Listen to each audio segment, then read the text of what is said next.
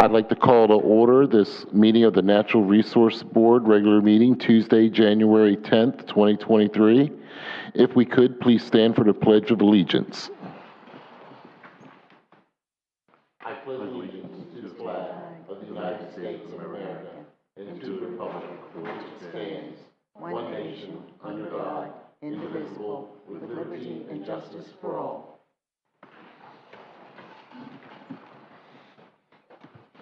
Can we have roll call, please? Yes.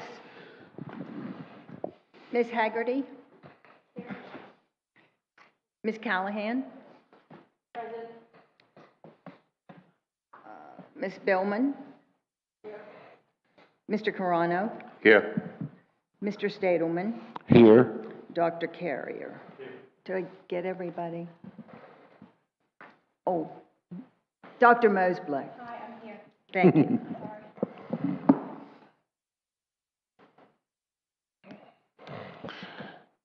Okay, and if we'll move on to item 4, if we can get a motion for the approval of the minutes of December 10th, 2022. If everybody's had a chance to read them, or if you want any revisions, please say so. I make a motion to approve the minutes of December 10th, 2022. I'll second. And with a motion, saying of aye to pass from the board? Aye. Aye. Same sign for against? Motion passes to approve the minutes. And we'll move on to item 5, announcements. And we are Sebastian, Florida, again, Tree City, USA recognition. Yay! Mm-hmm. That's a really big thing. Not everybody in the United States gets to be Tree City, and it represents a lot of work from obviously city staff and people who live here in this city who want the place to be a certain way. The people who are working out there every single day, they want this place not just to be, some place that everybody comes and goes, but to be a great place for Tree City. And I think Felicia has some things to say about Tree City, USA. All right, so I worked on the application. That was actually one of my first tasks as the new environmental technician. I'm sorry, Felicia, could you talk in your mic? I just can't hear you. Of course. I'm sorry. So we received about a week ago a letter from the Arbor Day Foundation thanking us for participating in the Tree City USA and being a community member. And we also received a press release that we can send out about the Arbor Day Foundation's Tree City USA and our participation in it. And it's very brief, and I have it here with me if you guys would like to take a look at it. We also have some Tree City signs that we actually already had from previous years, and this year they sent us 22 year stickers. So it's just commemorating another year of being a Tree City USA. And we will be able to, apply those stickers to the signs that we currently have at some point. I'm not sure exactly when those signs will get put up or where exactly, but I have spoken to the sign shop about it, and the potential locations for it are Riverview Park and the George Street Park, because those are covered in trees, and so I figured that those were the most appropriate places to put the Tree City USA sign. So we'll get working on that fairly soon. Well, thank you for putting in an application. Does anybody on the board have any comment on Tree City USA? I'd like to just ask one thing. How many years has Sebastian been Tree City USA now? According to the stickers, I believe it was 22, but I found I'm going through some of the documents and whatnot. I think it might technically be a bit longer, but there might have been gaps in application years, so that could be why consistently we've had, maybe 20 or so years as an applicant for the program, but maybe Sebastian had been nominated as a Tree City USA prior to that at some point. So that's what I know as of right now. Well, we could thank our former councilman, Jim Hill, possibly for that. He's out there for 20 years. And, that's a big thing, 22 years to have that recognition going on. Any other comments from the board? Go ahead. I just wanted to question, the paper that you have there, does it tell you what qualifies a city for Tree City?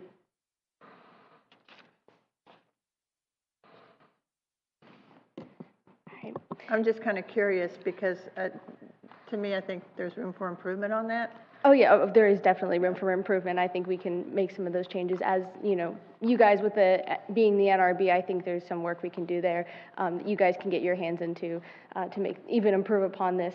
But according to the letter, it says that Sebastian achieved Tree City USA recognition by meeting the program's 4 requirements: maintaining a tree board or department, having a tree care ordinance, dedicating an annual community forestry budget of at least $2 per capita, and hosting an Arbor Day observance and proclamation. And that's a big That's part it. of our Earth Day, actually. Okay, all right. Thank I'm you. sorry, I didn't mean to cut you off No, there. that's okay, thank you. Do you have any further questions for? The Arbor Day is part of our Earth Day. It's Earth Day Arbor Day, so it's actually part of what we have to do to keep this designation. Does anybody else on the board have any additional questions or comments? Well, thank you very much for putting in that application again, and Felicia and Ms. Frazier, thank you very much for getting us that designation. And I'd like to thank everybody else out there who's working hard for Sebastian. And then I have on item 6, I need a motion for to do an agenda modification. And what I'd like to do is add in a members matters. And would we add it in after new business? Or? I'm sorry, Charles, I think maybe the message got muddled. All we were suggesting is that,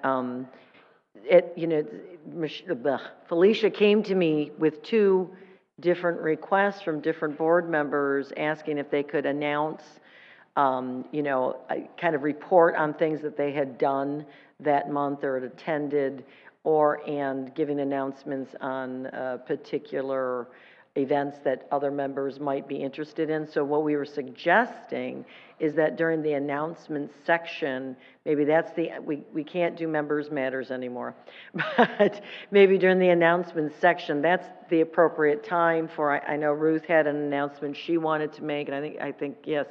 So, maybe during that time, it can be opened up to the board members for, do you have any announcements? Do you have any events? Do you want somebody, the board members to understand? All right. Would that be okay? Let me take that request back, and we'll go back to item 5.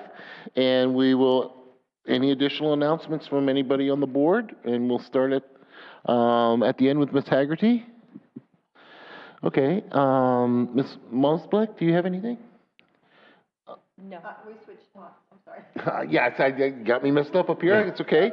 I'm going to say your name wrong. Miss Billman? Billman, that's it. Okay. Sorry about that. I got to spell it right. Do you have any announcements? No, not now. Tom, do you have anything? No, nothing. Okay. Miss Ruth, do you have anything? I think he should precede me.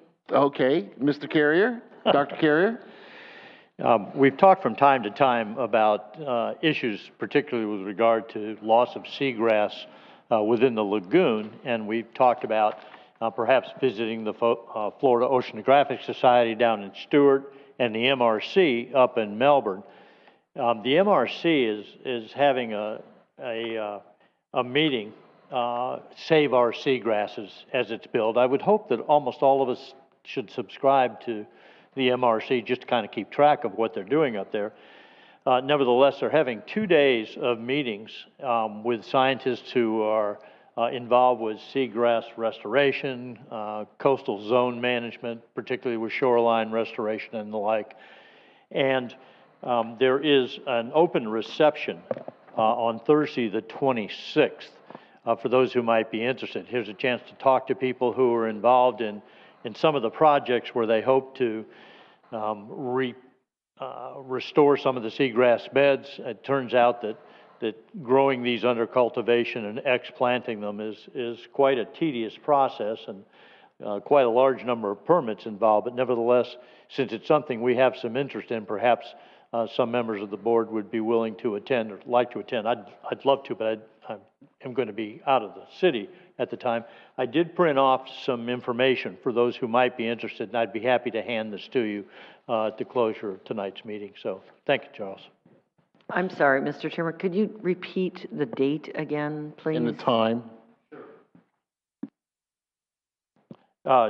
The open reception is Thursday, the 26th, and this is at the Lagoon House up in Melbourne. 3275 Dixie Highway, the Marine Resources Council, Ted Moorhead Lagoon House. There is a small admission charge or a VIP pass that's available for those who might be interested. And the reception is January 26th, 5 to 7 p.m. And again, there's more information in the handout if that would be of any value. But again, I hope that we're able to get involved in some of these activities as they finally get developed. So, Is there anything additional, Dr. Carrier? that's all. Thank And you. I just found my great note here telling me exactly that. Ruth, you have something too? Yes, I attended the marine mammal lunch and learn today from MRC, and so one of the announcements was about what Dr. Carrier just announced. So, the other one, I just wanted to say, if you visit the MRC, actually it's fau.edu site, that if you're interested in helping to do dolphin spotting, so a lot of the lunch and learn today was about marine mammals, but including whales and dolphins. And on the side of dolphins, if you're interested, they're looking for any of us to go and register, and then you can take photos of dolphins from land. That's their only requirement. So you can't be on a boat. So you go on land and you take the photo and you submit it, and it helps them with their tracking of the dolphins, know where they're going, and a little bit more with their research. So I wanted to pass that along as well. It's on the Florida Atlantic University website, .edu. FAU.edu for the dolphin spotting program? Right, as citizen scientist part. Citizen scientist. Man, that sounds great. Is there any other announcements from anybody on the board? All right, excellent. If not, we will move on. Is there anything else from staff, any announcements or anything? All right, then we will move on to item 6, agenda modifications. I don't see any. Okay, so then we'll move on to public input, item 7, and I don't see much public input. Is anybody online by chance? Nobody's raised their hand. Thank you very much. We will move on to item 8, unfinished business, and sustainable Sebastian, presentations for accomplishments and goals from our illustrious staff, Felicia Gordian. Well, I'll just And Lisa introduce Frazier. it real quick. I think last month, Felicia and I presented that we were going to get together and look at our 5-year action plan. If you recall, I believe you all have it in front of you, do they? Just the PowerPoint is all they have? Okay, but if you recall the 5-year action plan, thank you very much. Yes, Charles, that's it. I'm so sorry. So Felicia and I went through it, and I just got to say, good job, bravo. I mean, a lot has really been accomplished since the resolution was passed and approved in 2019, even through COVID.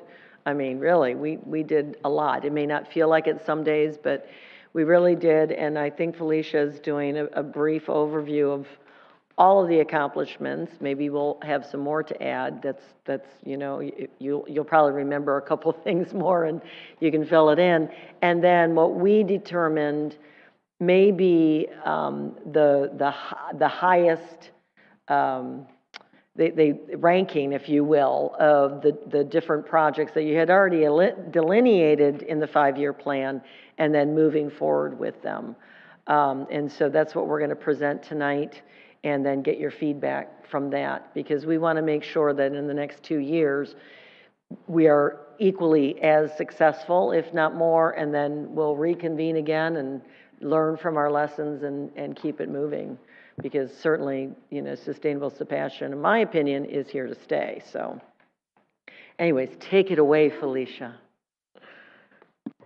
Alrighty, well, for those of you who are brand new to the board, since we do have 2 new board members, this will kind of be an introduction for you guys about Sustainable Sebastian. I'm sure maybe you've read up on it or spoken to some of the other board members about it before you became members or since becoming members, but this will be helpful for you. And then also for you guys who have been on the board for a while, this will also be a nice, friendly review to help you, remind you what our goals are and what we intend to do going forward. And of course, like Lisa mentioned, the wonderful accomplishments you guys have done since the creation of the resolution, which was implemented in 2019.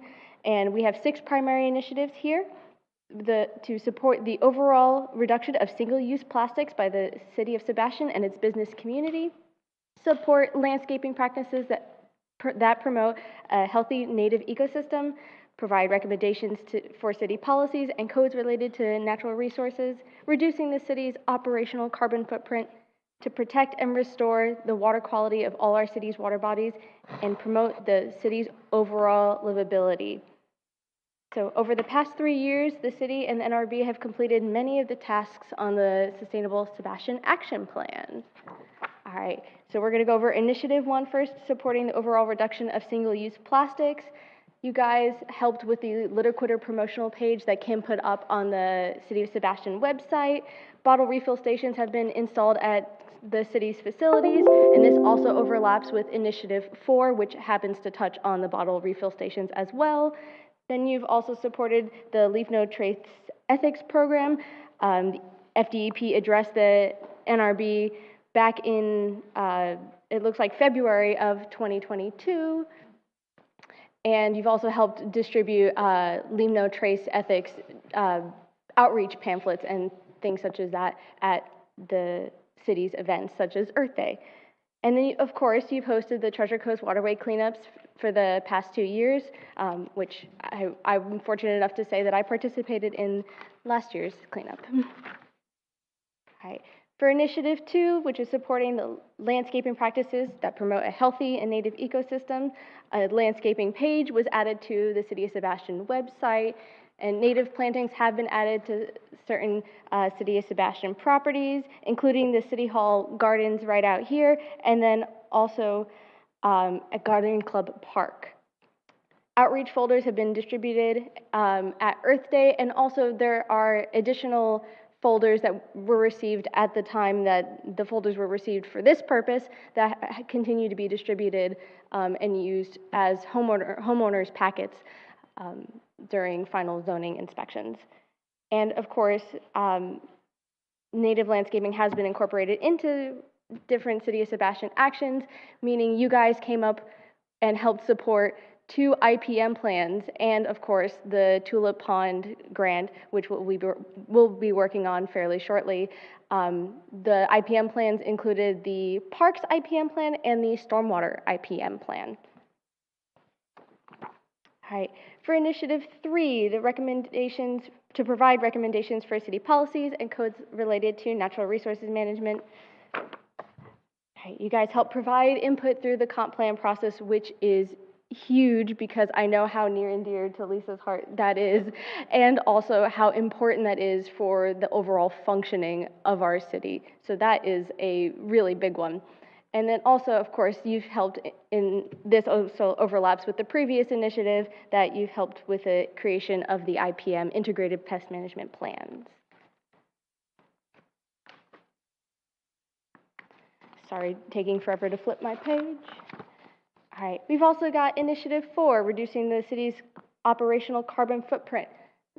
So, like I said before, this is the one that overlaps with Initiative 1. So bottle refill stations have been implemented into, 16 different facilities, or 16 installations, including 12 parks and properties, which is pretty fantastic. So now people can actually fill up their water bottles and also give water to their pets, because at some of these bottle refill stations, they include the little pet bowls at the bottom of the stations. That way people walking their dogs can give their dogs something to drink. bike racks being installed across the city, you know, what more can you say about that? Like, that's fantastic, you know, encouraging the use of, you know, transportation that doesn't involve gases and things like that. Okay. The annual waste management recycling event, of course, being held during Earth Day, which we also hope to host again this year, and that has been held every year for the past few years at each Earth Day event. And then we also have started to implement hybrid and electric vehicles. They were first ordered in 2021 for the police department and the city fleet.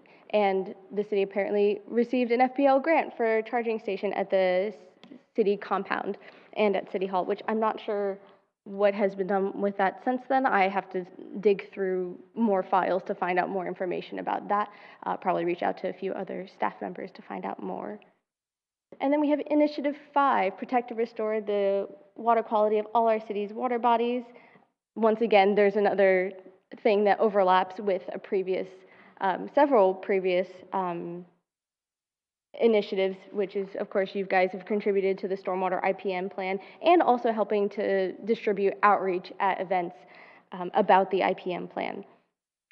You've also hosted several workshops and hosted speakers at NRB meetings, which helps, you know, draw more traffic to NRB meetings and also helps with, you know, community efforts.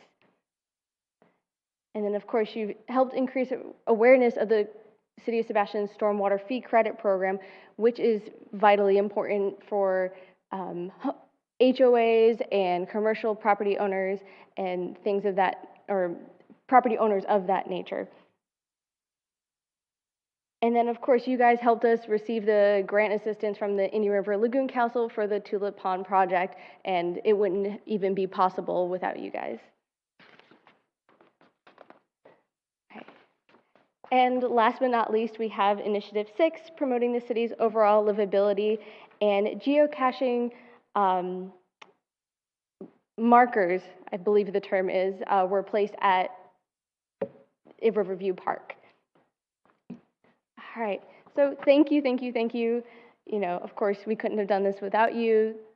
All your efforts, you know, really do mean something, and I really look forward to working with all of you on all these amazing things that we could possibly do going forward.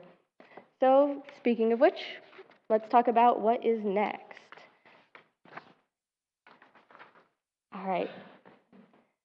So, some of our proposed goals through 2024 include, of course, an emphasis on supporting the overall reduction of single-use plastics used by the City of Sebastian through the identification of alternative products. So we would like to, let me back up, I'm getting ahead of myself. Then also reducing the city's operational carbon footprint. These two are kind of hand in hand because we really would like to place a focus on creating policies that encourage the use of reusable items or the reduction of single-use plastic items at City Hall, and increasing the number of practices here as city officials that don't contribute negatively to the environment, may actually have a positive impact, because it really has to start here. If we're not upholding our own standards, then who is going to follow us and believe in us? So we'd like to start making changes to some of our practices here. And that would include some things like, you know, changing our paper usage, maybe, you know, using some sustainably used paper, or changing our habits around the use of paper, like reducing, reusing, recycling. You know, purchasing reusable kitchenware for everyday use rather than having a million disposable items in the, City Hall kitchens. Encouraging, the use of reusable or more sustainable disposable options for people at city events, like say at our Earth Day event. If we can lower the amount of waste output by the event, or even encourage the use of better disposable items, that would be ideal. Of course, this is going to require researching certain options, what's available to us, and Kim actually did some background research on this, so we do have something to go off of, but we'll probably need to do some more digging to create cost comparisons and determine, what's the best and what are the least prohibitive options, because if it's cost prohibitive or if it's environmentally not sustainable, or, if it doesn't meet our standards, then it's not going to work, and it's just going to create a barrier to actually becoming more sustainable. So we have to figure that out and kind of assess what our options are. And there's also the idea of potentially incorporating composting maybe into city events and facilities. Maybe having an event that maybe coincides with Earth Day, or perhaps having composting bins at city facilities. We also have water quality goals that kind of tie into this as well. Maybe considering ways to reduce pollution on our spoil islands, maybe having an adopt a spoil island program, and in which participants could help us keep up the islands, lowering waste and litter, and help monitor the islands. And then maybe there's a chance for grant assistance with the spoil island programs, or for spoil island restoration. All right. Next, I kind of put some things under native landscaping, of course, specifically the goal pertaining to native landscaping.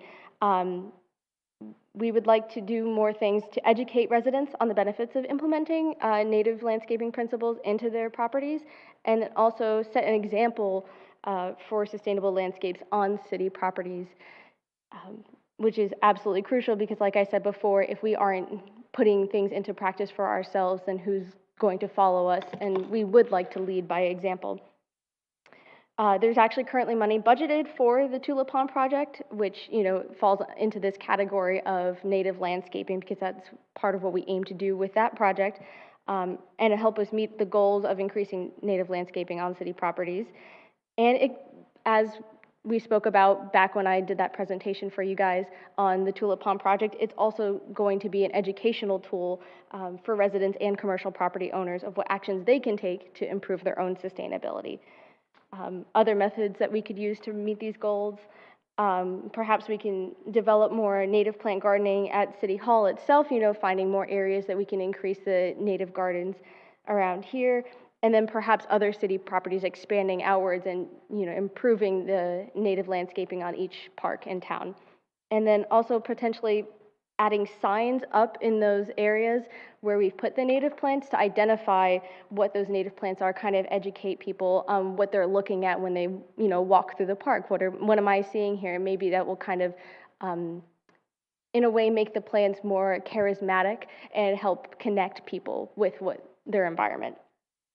And then maybe we could also develop a Adopt a Native Park program, and in which maybe participants could help plant and maintain and monitor the gardens. All right. Another big thing for us is the tree protection and landscape ordinances. This is crucial. You guys have already helped out with the comprehensive plan, which is a really big deal. And going forward, we also need to make some code changes. And so we would really appreciate your assistance in the revision of the tree protection and landscape ordinances. We need ordinances that have a bit more teeth, that are much more enforceable and promote and actually encourage compliance, and that people actually are willing to follow the rules. Sometimes that's kind of an issue where it's, sometimes we'll have run into situations where so-and-so isn't following the rules for XYZ reason. Maybe it was too easy, or maybe they know we don't have enough teeth in this particular code, and then therefore, they can kind of get away with it. But maybe we can make it change to that. Maybe there's a way that we can do some research and find out what other organizations or city governance systems, what have they implemented? What are they doing? Is it working for them? What can we do to apply something similar here in our city? And things like that would include improved tree protection measures, of course, native landscaping principles, as we just spoke about, and of course, low impact development and green stormwater infrastructure, best management practices and techniques. These are all things that I would we would both absolutely love to see implemented into our code, and thereafter would be implemented in various areas around the city just by happenstance. All right. Speaking of green infrastructure and LID, there are several of the initiatives that actually fall under this umbrella, including reducing our operational carbon footprint, protecting our water bodies, improving the city's overall livability. We are undergoing, just the very beginning stages right now of a green infrastructure plan. And this is going to be very vital. This plan involves the identification and characterization of all the city's undeveloped tracts, the parks, and the properties for the purposes of determining how we can best manage and improve connectivity between all the natural areas and the stormwater pathways, specifically, of course, the stormwater conveyance system across the city. And this is extremely crucial. One of the most crucial things that is intertwined with the Sustainable Sebastian Action Plan, I believe. This needs to be completed before the Stormwater Master Plan has been completed, so it can actually be used as an advisory tool.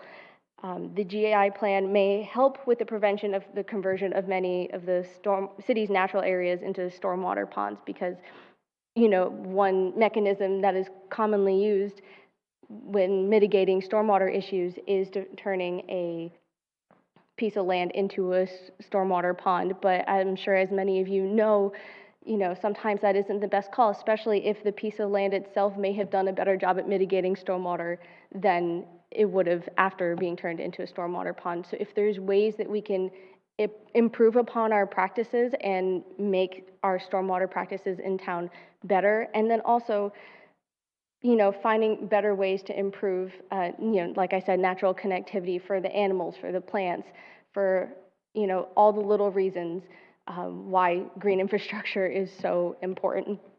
And of course, the Tulip Pond project also falls under this umbrella, because it was turned into a stormwater pond, but it is still part of our green infrastructure as part of the city. And so the further we go with this Tulip Pond project, it will also be incorporated into the green infrastructure plan.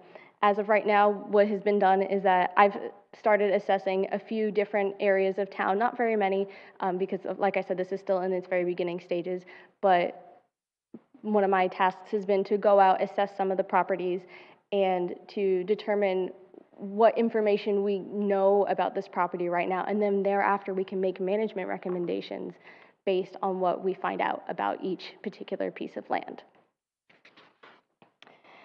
All right, thank you so much for your time, guys, and for your patience and, listening to me discuss what the Sustainable Sebastian Action Plan has amounted to so far, and what we're really hoping to push forward with in the future. So let's talk about it. Well, let's give Felicia a hand for that. I think Sebastian got her money's worth out of Felicia this month, so we greatly appreciate that. Let's start at the left here. Do we have any comments on everything we're doing here with Sustainable Sebastian? That was a lot. We have a lot. It's amazing to see everything that's been done. I really didn't consider it since before IPM, since before comp plan, since before the attempt to overthrow the government.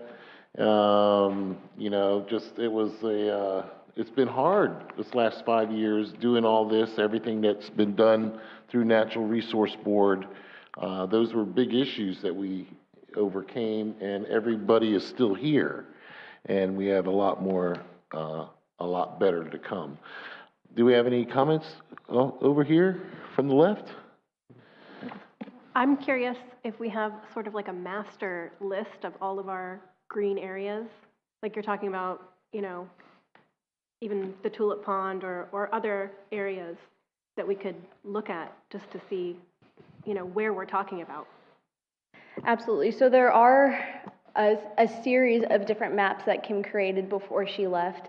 One of them is actually her green infrastructure map, and based on the coloring, sometimes it's hard to tell if you're looking directly at the map because it's a sea of green, essentially. But if we ever took the time, I could walk you guys through the map. I might also be able to work with our new GIS tech on possibly making an updated version that highlights specifically the different natural areas around town. But those maps do exist. Kim did a fantastic job, you know, creating these maps in the first place and making sure that we have something to work from. There's also parks and properties maps that she created aside from the green infrastructure map. So that specifically highlights all the different little you know, besides just the tracks, but the, you know, all the parks and maybe some of the ones that you guys might not even know about. There's a lot of parks in town that, you know, before I started this job, I didn't even know existed. And so you know, if you guys want, I will definitely send you guys copies of the green infrastructure map and the parks map, if that would be helpful for you guys. We love maps. Ms. Billman, do you have any? Yes, getting back to what you were just talking about, Felicia, with the maps. With these parks and public areas, is there like some sort of dialogue with what's been happening with these areas over the past years for improvements and stuff like that, so we would know kind of what's been done and what could be going forward? Well, I love your question because this is a project that Kim and I were working on. It's not really ready yet, but she did put together a base green infrastructure map that contains all of our public pieces, okay, public properties, and then they're connected with our public right-of-ways, if you will, our canals and things of that nature. It still needs more work as in identifying where some of the conservation easements are. We talked about that the other day, and a lot of our other preservation areas. We need a map of what's all connected, right? And so we can obviously share what we have so far, but we're taking it a step further, as in doing what you're asking, in going to each property and identifying what's there, what was its use in the past, what kind of soils it has today, what's its, you know, landscape connection, because we know that as the city is working towards their stormwater master plan, I haven't seen it yet, but I know that they'll be looking for areas, you know, this plan to help guide us in alleviating some of our flooding or resiliency issues. And so the goal of going and looking at all of these parcels and doing this identification, I think, is what you're probably leading to, is this is a great piece, maybe a good scrub land piece. Let's not turn it into a stormwater wetland pond. But this is a piece that has been, you know, this is its second or even third growth period, and, you know, it's filled with exotics. Maybe this is a much better piece. That's some of the identification we're trying to do with the green infrastructure plan. We're trying to determine what we can utilize for maybe stormwater improvements, but also, as Felicia said, the transfer of genetic material, being able to make sure that our area is connected for our urban wildlife and some of the even, you know, greater wildlife that's coming from the state park area. So we're working on that. I feel half the time I'm probably the hiccup because I want to go with Felicia to these projects or to these properties, and I can't get out of my office. So please go talk to, say that I need at least one day a week that I could go tromping around. But that is one thing that we've been working on. Kim and I had started it, and Felicia is taking it on. And you know, once that, we're doing cut sheets, if you will, of all of the properties, as in these are the soils, this is the hydrology, this is, you know, a rough outline of the vegetation that's there and possible habitats that are there, and this is the connections. So that's what we've been working on. Certainly anybody's help and volunteering to help do that is always, you know, welcome. Well, that also leads me to another question, again, being new on the board. For things like that, is that something I can become involved with you guys without having to talk to all my board members to get approval or things like that? I mean, what are my limitations as a person of interest, if you will? So if you want to, let's say specifically help Felicia go out in the field, meet her at one of the properties, tromp around, because I don't want her tromping around in these parcels. Some of them are, you know, kind of large and overgrown, and I don't want her out there tromping around alone. So if, I mean, let's say for instance, Right. you want to go meet her out there, certainly you just tell this board, hey, do you guys mind if I volunteer and help Felicia? I'm sure everybody will say that's fine, but anyways, so you go and meet her out there, you both kind of make a list of what you find and give your great input, and then, you know, Felicia takes it from there and incorporates it. That's the only permission you really need, is your volunteer time. You all are volunteers of this community, and it's because of your knowledge that you're on this board. And so does that answer your question? So yeah, I just want to make sure, I don't want to go outside of the bounds by doing something that's not approved by the board, but I feel like sometimes it's holding me back because I want to do some things, but it's like I have to wait till next month or next month or next month to kind of get it on the agenda and all that. So it's like, it's a lot of time lost. Well, anything that you do, you can always share with Felicia. That you don't lose any time.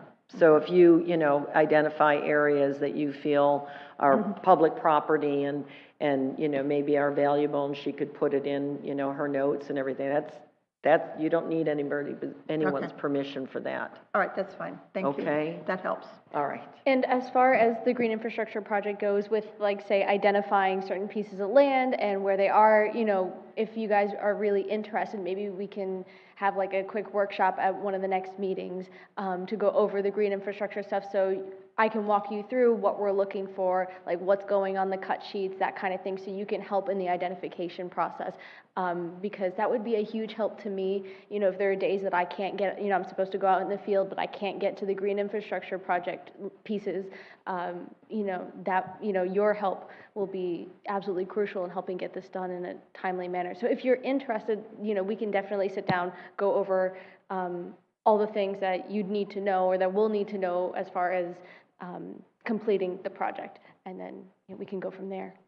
And to build on that, you know, I mean, this is one of our top priorities. I'm hoping this board says that it is, you know, one of their top priorities for this year, because, you know, we have money allocated in the budget to do another native planting, LID, or green infrastructure, if you will, project in the city. And so it's kind of incumbent that we get all of our ducks in a row. We know what we're looking at, so that we can say, oh, this is a good place, this is a good space, this is where we could maybe do a real good project. Because we want to encourage more development in that way, obviously. We want to encourage our community to adopt this kind of natural resiliency. I'll just add on that the regional planning councils, I just got the notification today or yesterday, they were successful in getting a DEO MIT grant and mitigation grant. So they're going to work together. They want to work together with all the stakeholders to identify ways that we can help our resiliency without hardening. Do you understand what I'm saying? And so what are some of the ways that we can, you know, increase our resiliency of, you know, climate change and all of these changes that are happening by, you know, maybe more natural ways. So I'm looking forward to that phone call, and I can report back to y'all on what comes out of that. So why don't we put that on the agenda for next month to start that process? I think that sounds great. Felicia, yes? Okay. Yes, absolutely, we can do that next month. Ms. Mosblick, Ms. Spillman, are you finished with your, any other questions? Ms. Mosblick, do you have any questions? Yes, I just had a few. You mentioned the FPL grant for the charging station. Is that definitely going to happen at City Hall? I was just curious if there are other locations taken in consideration. Honestly, I'm not sure. My understanding of where this grant came from isn't purely based on what Kim had put into the Sustainable Sebastian Action Plan. So I'm not sure where exactly this is going to happen. Now, the new compound was just created not that long ago over in the airport compound or complex. And so potentially there's an opportunity to put that there, especially because the garage is there where they're going to be fixing the cars and where our, city gas station is for city employees, and the city vehicles. So all the city vehicles will be coming through that port at some point or another. So if it has not already been put into place there, that would be probably the best place for it next I think to City Hall. what Felicia's trying to say is that I'm aware of the hybrid vehicles that we've ordered. We've had a difficult time. For instance, I was supposed to get a hybrid vehicle, and it had been 2 years, so we just bought a regular vehicle because it's difficult to get anything. However, I don't know where we're going to be putting CV stations. It is something that we've been considering. I'm not aware of a grant. I think that's something that maybe was in the old notes, but we will report back to you on that, because I know that we have had many discussions, the management staff, on where we can put some, what makes the most sense. As the technology changes and gets better, you get more companies that want to come here and say, we'll do it, and, we'll take care of them because it's good for them, right? And you got to get more people who have electric vehicles to have it in there, and it has to be in a place where the public can get to it readily and easily, right? So those are a lot of the considerations that I know we've talked about, but I don't know of any grant. Maybe that's something that did happen out at the compound, but we'll have to get back with you on that. Gotcha. Yeah, I was just curious, and I wasn't sure if it was kind of a more, a charging station designed for public use or for city use. I think it would be both if we okay. put them in. Yeah, because putting it at a compound by the airport or even at City Hall, it might be tough for people, if they're charging their vehicles to enjoy some of parts of Sebastian, that kind of thing. And you want to be able to get to it as well. So I'm glad at least that's on the radar. It is. Thank you. Sorry, let me look through my notes. I have one other question, I believe. Oh, one thing I think has been discussed, and I know it's probably been a while. I know I've been on Zoom for quite some time, but one thing that I think should become a priority, and I don't believe it was mentioned, was thinking about our connectivity for people to get around as well. Thinking about bike lanes and sidewalks. Like, say, for example, with all of the railway modifications, I live along Schumann, and they now have a sidewalk that connects across the railway, but it's a dead end on either side, essentially. And it's kind of dangerous going all the way down to US 1. And there have been a lot of conversations about this, and I think that I love the connectivity of the green spaces, and I think that should be a priority as well. But if we are going to be able to enjoy the green spaces and be able to connect where people are wanting to go, I know there had been talk a while back about at least doing an audit where we could even take parts of the city and kind of do, like, this needs to be addressed. Like, this is a dangerous spot for pedestrians and bikers. This is a dangerous spot, and kind of build a priority list. I think that would be a personal priority of mine to try and get that on the list as well. And I think that's a great idea, and I know that we all started talking about that, and then it came to the attention that we didn't really have any good maps, right? So we worked on street maps and where existing sidewalks are, but I want you to know that it has become a big priority in sidewalk connections. And I'm not going to tip my hand, but I have 2 projects in the works right now that, we have big greenway connection type of plans for these projects if they ever get built.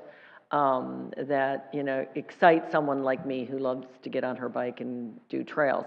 But that doesn't mean we can't do a walking audit or even a biking audit. I know that you all have talked about that in the past, so we can maybe put that as a priority action if this board wants that. I will interject to say it's on the 5-year City of Sebastian list of activities to do, it is on there as one of the things on the list. Perfect. It is. I also want to add that I think this kind of does fall under the umbrella of the green infrastructure plan in general, because I think the human element and the natural element both belong in this category, because if you are trying to understand where your green spaces are, what the utility of those green spaces are, and how they're functioning right now, if we incorporate the human connectivity, the human element into the green infrastructure plan, I think that would even be a boon to the plan, because you're adding that additional layer that would otherwise be forgotten. Because, you know, there are a lot of wonderful natural areas that people might want to get to, might want to explore. Potentially, maybe some of these natural areas will be deemed as parks someday. And creating that connectivity and that accessibility for people to get from place to place is going to be a vital part of that plan as well. So I think that can definitely be incorporated into the green infrastructure plan itself. Do you have any additional questions, Ms. Mosbley? No, I'm good. Thank you for your very pertinent input. Mr. Crono? No, I'm good, Charles. Ruth? I'd like to thank you for your enthusiasm and celebrating all the small items that we've accomplished so far. I want to start on a positive note here and say it's always good to celebrate the baby steps that we make. I personally am a little frustrated with our progress. So if you look at the long list of things that are activities to do, there are many that we have not touched. So when you talk about the priorities, I'm a type of person who likes to say, let's do the litter quitter. Here's how we're going to do it. Here's the list of items. And we've itemized those several times, and perhaps that's one of my interests, right? So if you have interests in native plantings or green infrastructure, that's probably a little bit less on mine. I'm the person that gets out into parks and likes the connectivity, but I also look at all the trash that we've collected all over time and say, gosh, we haven't had a lot of dent in it. Can we do some of those things that are in our first initiative that we've talked about for months?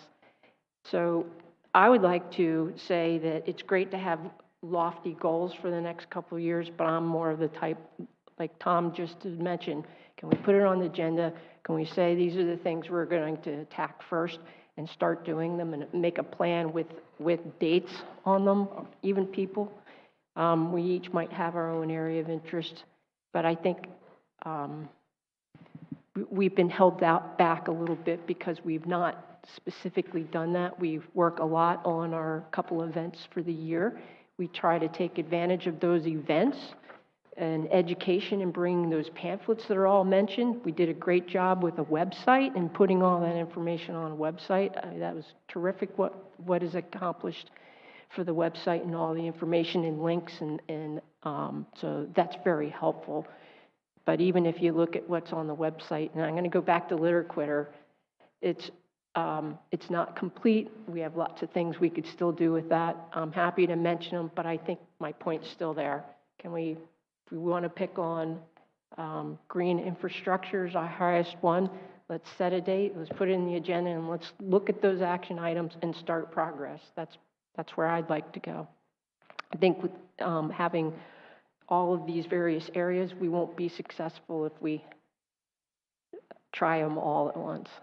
We've not done well with that in the past. Well, that was awesome, Ms. Callahan. Do you have any other additional input? Greatly appreciate that. Dr. Carrier. I like the green infrastructure and the low impact development. And I know that we have huge tasks in front of us, but I'm also reminded that the potential footprint for the city of Sebastian may be increasing fairly significantly. And I'd like those new properties, if in fact they are added to the city via annexation, that those represent opportunities for us as well. I know planning and zoning has been involved in this, and I know your personal interest in this. But just a reminder that this could be some found projects that really advance some of the things that we're trying to do in both those regards. And I think it's imminent, personally. So it's something that will expand the scope of your work and potential involvement in others who want to walk the field with you. So I'd like us not to lose sight of those.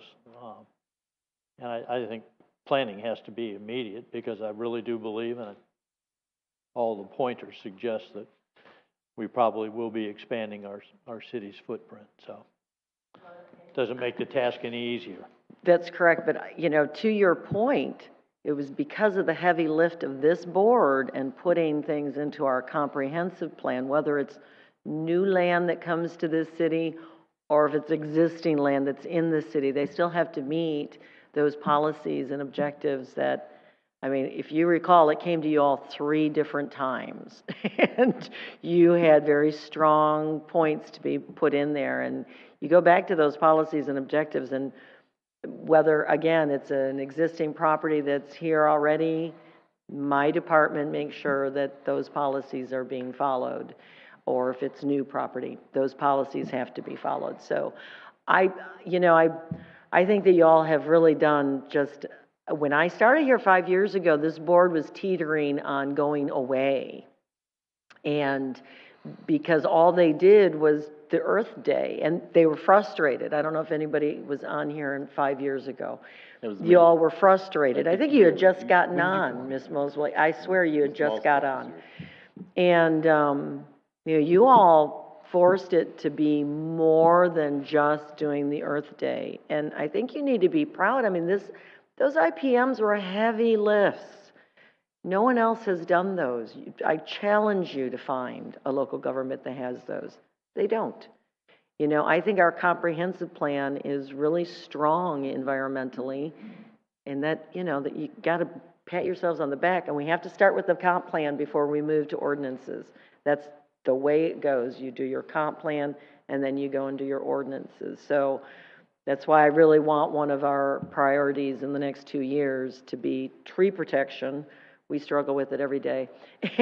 And the landscape code. I think it doesn't need a major overhaul, but it does need some additional help. And so we'd like you all to be involved in that. And again, to what you're saying, I think our next step will be putting together more of a clear, concise, these are the priorities, maybe what we outlined today, and with your input, here's the priorities, and here are the steps that we're going to take in order to get them moving along. Does that kind of, with target dates? Perfect. We can each volunteer. Yes, please do. That would be great. Do you have any additional comments, Dr. Carrier? Well, I'll go last. It has been a terrific journey the last 5 years, and with the help of everybody on this board, Ms. Mosblek, you've been fantastic teacher for everybody here, and everybody else, new and old. Everybody coming on board, it was really fantastic. I'd like to remind everybody, this board represents the commitment that the City Council believes in, the commitment to the environment of Sebastian as an integral part of a thriving and livable community.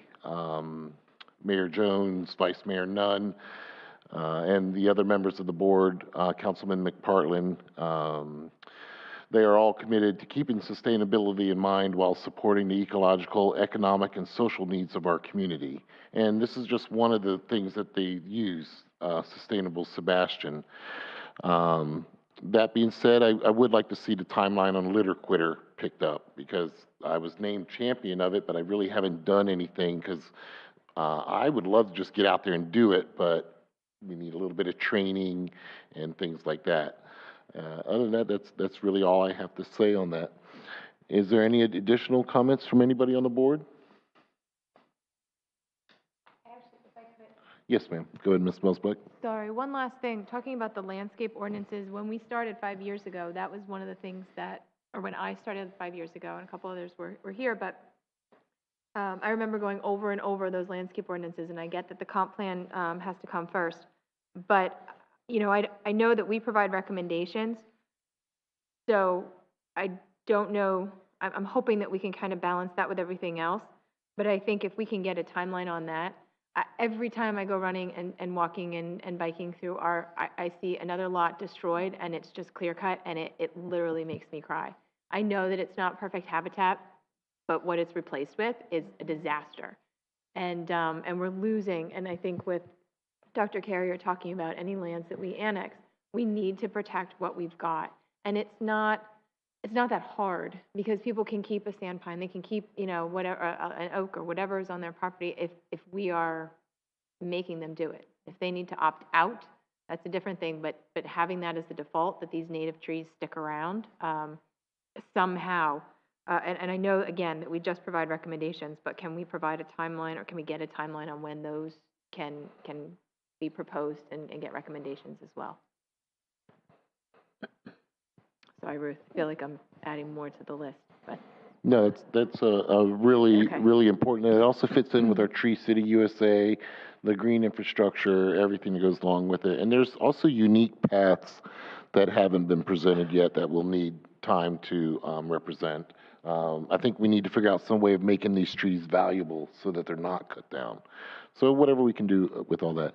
With that being said, are there any additional comments on this? Ms. Billman first. Yes, again, being new, I apologize if I'm not in the right order here, but again, it's a little confusing for me because I don't know what's gone on from 5 years ago, and it seems like it's kind of like in this static mode where nothing really happens. It takes it a long time for the things to start happening. But since I've been here like 10 years now, and I noticed whenever they do these clear cuts, I think a lot of the problem is the trees that you want to keep will not live when they add all that fill for code. They have to get the level of the lot high enough to meet code, and in doing so, those oak trees will die. So the lots are small. If it's a larger piece of property, then yeah, you can work around those trees, and believe me, I hate it when I come home and it's like everything is gone from a whole lot, and it just makes me ill. It really does. But again, my thing is making sure that the developers, the homeowners and stuff know that these are the trees that are going to be put on your property. And we need to work with the developers or the builders to make sure they're getting the right type of trees to go on that property, and not tell them that, well, after you've passed inspection, you can do whatever you want, because they pull them all out. So that's one of my like major pet peeves. But I think moving forward, I would like to know, like Ruth was saying, we need to have like, these are our priorities. These are our boom, boom, boom. These are the things we want to work on. These are the steps that we need to take, and we need to have like a timeline and some way that we can talk amongst each other to make sure that these things are being done. 12 times a year is not enough time to address all of these issues. Because right now, with the Earth Day coming up, that's going to be this meeting and the next meeting, and boom, it's there. So there's a lot of stuff that has to happen, and there's only like how many hours that we got can another do it. hour of this meeting, maybe? I know, that's what I'm saying. So for me, I'm really frustrated with that, and I know that all the things that have happened before I came on board are still there. Well, I'd like to remind everybody, there has been a few changes to how we operate here. We are able to contact the city council people directly now. We've been given permission. I've actually been told by somebody I can do whatever I want at one time.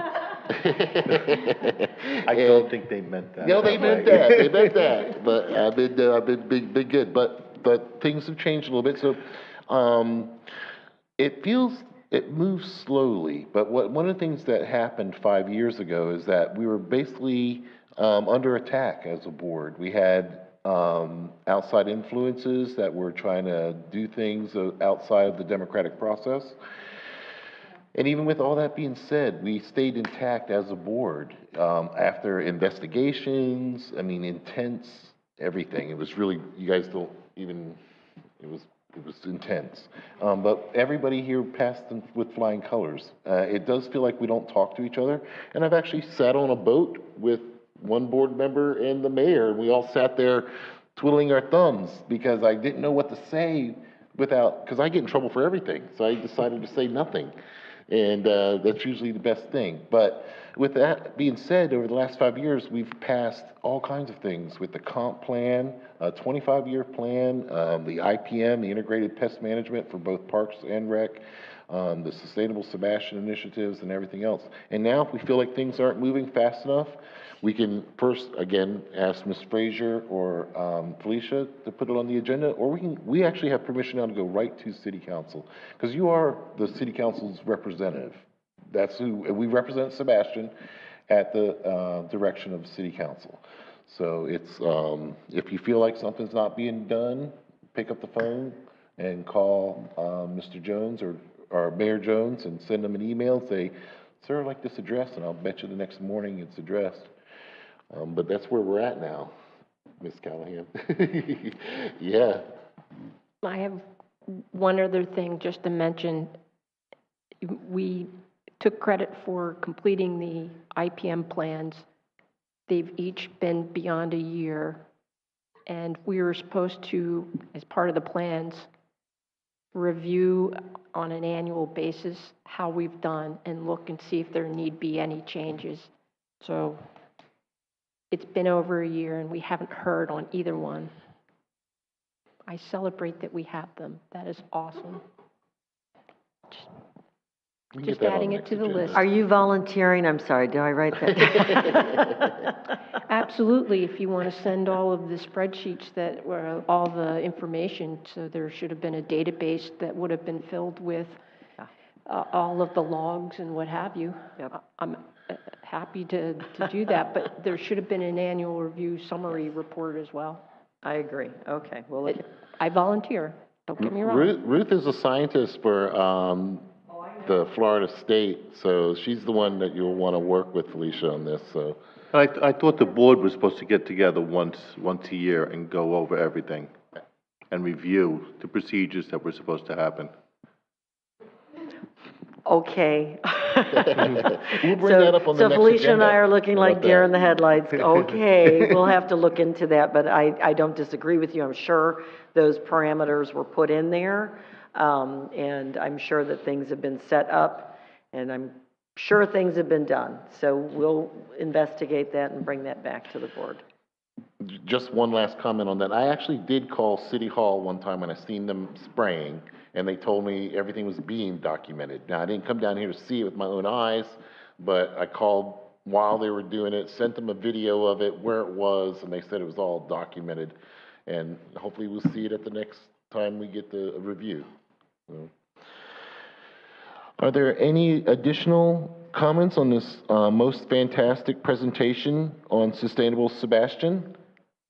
One more, Ms. Hagerty, go ahead. I just feel, as a new member, I feel like I have a lack of information about what we have done before.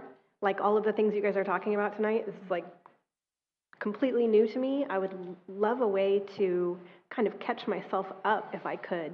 Well, then you'd be messing up the system, Ms. Hagerty. I'm teasing you.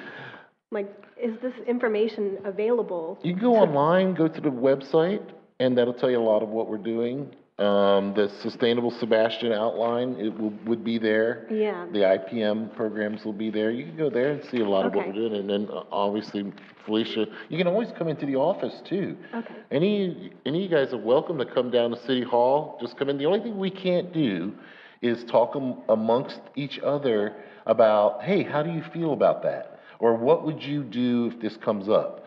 Or something along, that's the only, you gotta leave out the how, what you would do. We can talk about just about everything else. We try to avoid having multiple board members in the same room just because. So when we're doing these, like the box wrapping or the seed packing or whatever, we try to avoid those. but we also know, you don't ask, hey, what would you do about this? But other than that, and if you feel like it's not fast enough or for whatever reason, we have permission now to go to Ms. Frazier directly, Felicia, or even the city council, and it's all public to get there. Is there any additional comments from everybody? Felicia, if you send me that tree code, I'll take a crack at it. I've written a lot of code over the years, so. I can Especially if you absolutely can put send it in that a to you. Word format, that makes it a lot easier for me. Yeah, I don't know if you're familiar with our city's Muni Code. That's the website where our city code can be found. The tree protection stuff is specifically under our landscaping and development code. But if you just typed in like Sebastian, Florida Muni Code, you can find it, but I'll send it to you so you know directly where it is. There's a lot of And then it has chapters to, in that yeah, well, code. the hardest part is taking it from Unicode and converting it to Word so I can manipulate it. Yeah. So Okay, yeah, I'll that's send the you. hardest part. Yeah, I'll send you a copy. Actually, MuniCode has a button.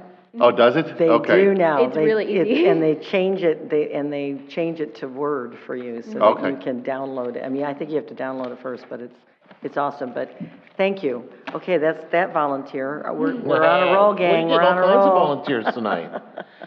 Everybody, please take one step back. Is there any additional comments on Sustainable Sebastian presentation? That was fantastic, Felicia, because that really gave us a good update on what we've been doing for the last couple of years, because again, it's been under pandemic conditions and everything else that goes along with what's happened in the last few years. Okay, if there are no additional questions, we'll go and keep on moving through our agenda tonight. Just a fantastic meeting. Item number 10, new business, Earth Day planning. Item 1, task assignments. And I guess, again, we're going to be hearing from the illustrious Felicia. All right, guys, so at the back of your packet, you'll have the list of tasks that what I believe are a priority. This is kind of based off of Kim's tasks list that she created from the past few years. I tried to kind of streamline it so it's easy to view and so we can kind of go through it. If there's anything that I missed that is vitally important that we start working on now, please let me know, because I am just going based off of notes. So if there's something I've missed, or you're like, hey, in January we started working on this, it needs to be done before March or before February, please make sure that I'm aware of it. But our goal here tonight is to go over these tasks. Whichever one of you wants to volunteer for the task, it's greatly appreciated. Otherwise, we'll have to just assign it to one of you based on your availability. There are some details here, but we'll set a due date for each of these tasks. And if there's anybody that you need to coordinate with, we can also make note of that here as well. So on page 12, in the green, you have the vendors. Our tasks are compiling lists of the prospective vendors, of course, sending invitation emails to those vendors, assigning the approved vendors vendor locations. Now, as part of the invitation email, it will include the updated version of the vendor applications, which I actually submitted the work order for. So hopefully we'll be getting those within the next week, maybe the next couple weeks. It just depends on the turnaround time for that. And so that will be included in those emails. Now, when we get those applications back, of course, we have to review them and make sure that we're actually okay with approving that application. If there's ever been any issues in the past with a particular vendor that caused problems for you guys, we can deny that application and, accept any of the ones that are deemed appropriate. And then, of course, writing the response email, approving or denying the applications, and then creating and distributing the vendor packets for the accepted vendors, which is going to include all the vendor locations, the vendor maps, the general site map for what's going to be happening at the event. I have a meeting coming up coordinating with Waste Management, depending on where the location is for the Waste Management event. That's going to affect what ends up on that general site plan map. But yeah, so that is our major goals for vendors. Like I said before, if there's anything pertaining to vendors that I don't know about that needs to be done now, please let me know. I think you have the first thing under promotional, like if I were doing rate limiting steps, the thing that we all look for is that flyer. Donna's great at her artwork, but once we get that done, then we start rolling it out to get volunteers, to send, like, that gets put everywhere. It gets in the promotional material externally. I think that's the first step, is to get that done. And I think she used artwork from the prior winter to do that before, but I wasn't doing that. It was Donna, so. Now, I believe the flyers, I don't think there was a save the date flyer last year, but there was a regular event flyer, and I think Kim made those last year. She worked with Donna to do Oh, that. okay. Yep, she incorporated some artwork to make it, and that's the thing I'm referring to. Ah, okay, I So understand. that's like, save the date's one thing, but I think we roll with that first, and like, there's vendors who are probably asking already this Yep. month. Yeah, I've gotten a few emails already Yeah, about so vendors. we need that as like the first thing, and not knowing where Donna is, if anybody else is good at artwork and has those images that she said that she was getting permission and saved from the last Earth Day that were winners and got permissions or something. Right. Yeah, we had that whole Earth Day contest where everybody, the school age kids did the posters, and that's generally what she uses with the art club, and she's got a whole thing about it, so she's your resource for that. Well, I'm not sure exactly if Donna is the one who typically does, you know, the kind of like the visual promotional stuff, being that she's not here tonight. I think we still need to get moving on it as soon as possible. I wish I could, you know, assign it to her, unless there's some way of gathering her input post this meeting, if she's willing to do it. Yeah, so if it's okay that I, you know, email Donna and ask Oh, her, absolutely. ask her if she would be willing to take care of the flyers, then I'll assign that to her. That probably, I'm assuming, needs to be done within the next couple weeks, right? So Tomorrow. by tomorrow. Yeah, that's when we usually start sending out the flyer, and that's what we use for promoting it and everything else. And it's really all I have ever sent out. Well, in the past, so I've helped out the last couple years with the email address and sending out emails initially to vendors to say save the date early in January. I know that there was, I can't quite remember the name. For some reason, Ron comes to mind. Is there? Ron Paul? Is there someone who was helping to kind of coordinate the reception of the vendor applications? Because we had some issues where too many board members were going into the email account and the emails weren't getting replied to and they were getting overlooked. So is that arrangement still in order this year? Do you know? Yes, Ron has been instrumental in my understanding of the Earth Day event thus far, and he's been so helpful. He's brought me documents and walked me through what he knows about what Kim was doing for the event and his part in helping out with the event, and he's more than willing to help out with, you know, maintaining like a vendor spreadsheet, so when those vendor applications come in, he'll be the one compiling it. I'm sure Kim will help too. If you contact Kim, I'm sure she would be glad to help as well. So I would be happy to, sorry, I just wanted to complete my thought before it went on somewhere else. But I would be happy to send out that email again as a save the date. I typically include in there, if everyone's okay with this. I know it's not an official city policy, but I usually put in there a little blurb about, because this is an Earth Day event, we're emphasizing and encouraging vendors to reduce their usage of single-use plastics, et cetera. Is that okay from a city perspective? Yeah, okay. So I'm happy to do that again. I don't know, Felicia, if you're able to get me, or from Ron, the spreadsheet, because I can go back into that email and see the vendors that I've typically sent to or that I did last year, but I know that there are ones that have been added that weren't on that original list. So if we have a spreadsheet of those who participated last year, that would be helpful. Yeah, actually we do, and part of the things I wanted to discuss with you guys tonight are my vendor ideas. I can actually give you a copy of the vendors that I wanted to see here at the event this time, and I know Sarah also has a list of vendors that she was interested in having come to the event. So I can send you my sheets and the spreadsheets and everything you need to do the vendor stuff. Okay, so I will basically, if it's okay, and if there's something else I need to do, because that's something I can do outside of my work hours. I'll kind of be the distributor of that information in the email, so I'll send that, save the date. When we get the flyer, I'll make sure that gets out there, and then Ron will be the one who's kind of organizing on the other end? Okay. all right, That's correct, yeah. Okay. Yeah, so do you, in essence, volunteer for the vendor tasks? Sure, yes, I'll send all of those things out there. I've never done, Kim has always been in charge of like assigning the vendor locations. We can figure a way around that if we wanted, Okay. if I assign the vendor locations, once I have the list, from Ron, then. Okay, and do that's- you know, like, the vendor packets, are those already created? We're just gonna modify from last year, or? They'll need to be modified from last year because they include the maps, and all the maps Right. are gonna have to be modified depending on what's changing between this year and last year. Okay, yeah, I'd be happy to help with those things, yeah. Ruth, you had something? Oh, sorry.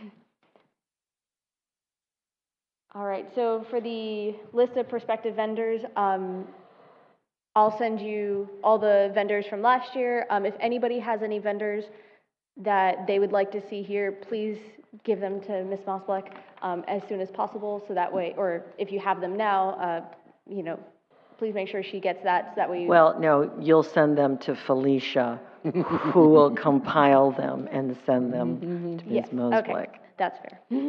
That's why I'm sitting here. Yes. See, she's got to keep me in line.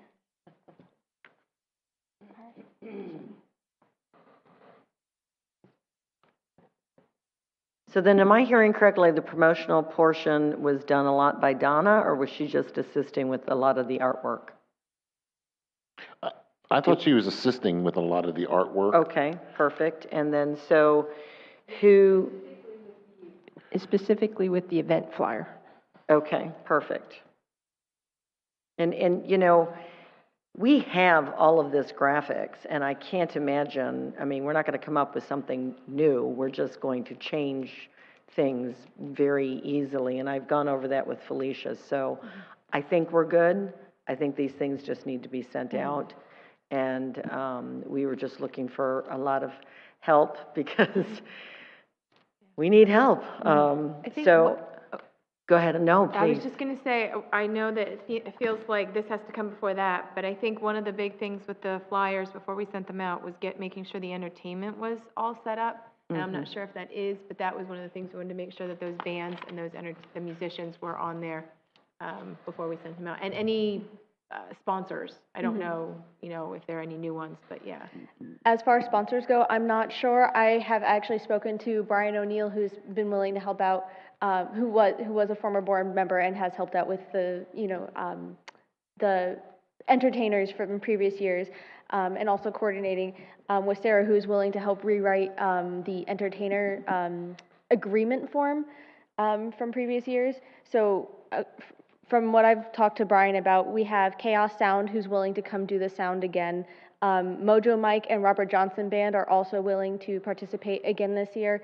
The opening act from last year, I believe, has not said anything to Brian as of yet. So we're still looking to hear back from them. And if there's also other entertainers that maybe we can invite if, say, we don't get anybody else to fill the spot. I believe some of the bands had 1 hour slots, and then some of the bands had 2 hour slots. So if there's an opportunity to, incorporate some more local sound, I actually, I sent just kind of like an invitation email to Mr. Champion, the director of bands at Sebastian River High School, inviting him and his jazz band and the Steel Sharks. I haven't heard back from him, but he's still, on my radar as far as, potential entertainers. And I think it'd be wonderful to have those students out there. I think they, they're a big part of the city, and so why shouldn't they be there, So, but that's, of course, his prerogative if he wants to join us for this year. We had the uke players before. Golden Ukes? I believe that was one of the ones that hasn't responded quite yet. But, so I think all the bands from last year have been contacted. They just, whether or not they've responded, is what the status is of that. I'm happy to keep working on the entertainment side of things. I did write on the ideas that I had. There was a couple entertainers. I mean, I feel like if it's okay with you guys, if we sort of invite a little more than we have room for, because not everybody's gonna show up again. No, You know what I'm absolutely. saying? Coordinate So- with Felicia on that. And with everybody doing what they can, it's better to have too many than not enough sometimes. And also, as far as the entertainers go, I have to find the contact information for the Tai Chi group, unless any of you is connected with that group, or knows the contact information for that group. Yeah, we'll talk about it. But coordinating with them and their time slot, because I believe they're the first thing to happen during the day, and then each of the bands happens thereafter. So it just depends on the time slots that each group has. So that's going to have to be coordinated. So if you're willing to do that, Sarah, so you'll be our entertainment coordinator. And then you already have Brian's contact information, so as needed, you can coordinate with him on these tasks. So it seems to me that the volunteer and the save the date and all of that kind of stuff needs to be posted on the Facebook and the web page pretty soon. Yes, like this week if you can. Yeah. Okay. Is there anyone who'd be willing to take the time to modify last year's form or info or if not, I can. I think you need to just keep that. Keep that. It'll just be changing the date. Yeah, okay, that's fair. I think you'll be So- fine. Okay. All right, well, then that's my job. So I'll make the event flyer, or at least updating last year's flyer to be this year's flyer. And then whenever we do get the full list of the entertainers, and Sarah has that time slot list, then somebody will need to make that entertainment flyer. I'd like to talk about the activities. What is it that you all would like to do activity-wise this time? I know that, it got pretty, really good responses for a lot of the activities, but I'm not sure if we have any. I know the oyster wrapping of the posts and stuff. I don't know if we have any posts left to wrap in that area. Do you know, Mr. Carrier? Well, Dr. Carrier? there are areas, but let me remind you that what we're trying to do in the long term is to talk about resilience and recovery. And I think one of the most successful parts of last year, and Thomas and I have worked on this for the last couple of years together, was we unwrapped some of these, brought the mats over to the sand bank over there, and then went through the colonization that occurred on those mats. And I mean, everybody loves pounding nails and wading up to their hips and wrapping the pilings, but the younger people especially really got off on looking at the critters that came out there. It gives us a chance to talk about benthic organisms and piling communities and the like, and settling out of oysters and clams and then the other biota that inhabit them. And it was hands-on. Our mayor's on his hands and knees extracting sea stars and sea squirts and everything else. And so it's a real hands-on. I noticed it wasn't on any of these lists, but we've gotten some involvement. I didn't think the numbers were as high last year. We did court some students and had quite a few of them toward the end, but this requires a little bit of advance work. I don't know who Kim contacted to get the mats, but they've been dropped off at the park for us a couple of days in advance. I think it was FIT. I'm pretty sure it's FIT. It may be. I mean, if you give me a contact, and if we want to go forward with this, we started at noon. We ran it about an hour and a half or 2 hours. Yeah, it doesn't take that long. Yeah, and so it's a real educational hands-on. And then, there may be a few pilings that we can send. We just need taller people so we can go deeper. And Stay on the boat. Last year, we actually wrapped over some existing mats and extended them. So what we're trying to do here is an educational project, and and demonstrate some techniques and whatnot, but, this is not a research project that we're gonna publish, so following a standard protocol is, defies the scientist in us, but it still gets the job done, so. Okay. And I'd be happy to be involved in that. I can't speak for Thomas, but we work pretty well together as a team.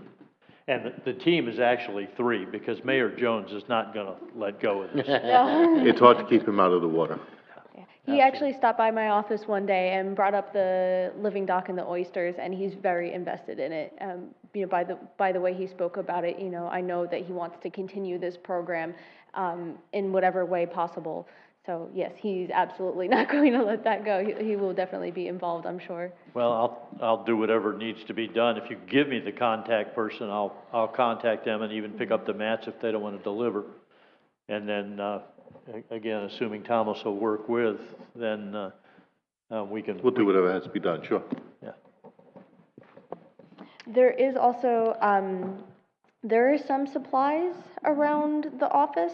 I have to dig through exactly what is present, but there is some stuff from the oyster mat projects that's still left behind, so I don't know how you would be able to make use of it, but I'll figure out what's there and I'll let you know. Well, exactly. 115,000 zip ties are kind of vital to this, but the mats with the oysters in place on them, again, were provided for us, so it has minimal impact. We bring the tools and everything else, so. One of the things that I noticed about that activity was that people would stop by our booth and ask, when is that specific activity going to be? And we would answer it, but I think it would be helpful to have it on the flyer. I think this is one of the big activities that people do look forward to, and I'd like the scavenger hunt, that's all day, or the art contest, that's all day. But this is a set time that you have, to run it from start to complete. And it's around noon, it would be good to put it on the flyer. Fantastic. And I actually have under volunteers, I have create volunteer flyers, so whoever's willing to be the one to create the volunteer flyer, that would be fantastic. Because I don't believe there was a flyer at all for the last year's event. It was just included on the, regular event flyers, like, oh, we have a volunteer event. So if we could have a volunteer flyer that actually details, what's required of the volunteers and what time it starts and location and all that jazz, I think that would be extremely helpful. So not to say we didn't have one before, and I ran the volunteers, and I'm happy to do that again. But as far as putting out what's expected, so who we get, what they can do is variable. A lot of the activities we would get from the vendors, so the vendors would come to us kind of last minute and tell us what their activity was, and then we would assign. So there's always a lag in knowing, hey, you're going to go here. It was almost like you went by the seat of your pants as far as how it went along. What we did have was, the hold harmless is fine, but the a sign-in sheet. So a lot of the volunteers are, because they are at school and they get credit for this, and so they want us to have a sign-in kind of sheet that we could acknowledge that. And then Kim was the one who would agree and sign off on things. I mean, we could, but I'm just saying, I'm not sure what the volunteer form would have on it, because we don't know exactly the activities, and we ask for volunteers for whatever time they can have, and setup and cleanup is always part of it. We wound up with so many more volunteers than asked last year. Oh. They were just standing around and getting credit for standing around. Oh. Understood. We have to get T-shirts? Did you guys have T-shirts for the volunteers? No? No, okay, sorry, I just was curious. All right, thank you. Real quick, T-shirts. I'm not sure, Felicia, if this is something you were going to take care of on your own, but for the vendors, it just popped into my head. There was always like a fire permit. That's part of the application process. Okay, so you've got that. Yeah, that's good. there's a couple permits that we have to apply for as the event holders, and then there's also each vendor has to sign off on the fire checklist Yes. to make sure that they are in compliance with. Okay, so that's, okay, I just wanted to make sure, yeah, and then there was like I don't know if it was a fire marshal or what their title was, but they would come around and they would make, would approve everything. All right, okay, just want to make sure. So what other events? Because I'm trying to figure out what we need. I have a couple things I wanted to add. Oh, I'm sorry. I had talked to Felicia about two things that I'm involved with personally. One would be the scrub jays. And I talked with the county, Wendy Swedell, and she said it shouldn't be a problem because I do have a friend who does the jays right over here. And so I thought we could do, if you had a schedule of events and say like at like 10:30 in the morning or something, they will meet at this entrance or wherever he would have the people meet and do a little walkthrough and talk a little bit about the scrub jays, the habitat and all that stuff. So that would be one activity that I think a lot of people, especially people that have never seen a scrub jay, that would be one thing.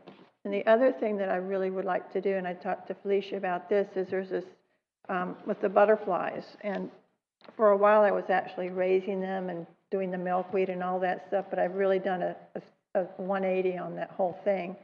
And I have a wonderful movie. It's a Blu-ray format. It's called Flight of the Butterflies, and it talks about the monarchs and their migration and everything, and how here in Florida, people are planting non-native milkweed, which encourages the butterflies to stay here. Consequently, the butterflies are infected with this awful parasite, and there's a lot of fatalities, blah, blah, blah, and all that stuff. So they're spreading this parasite amongst them because they're not leaving.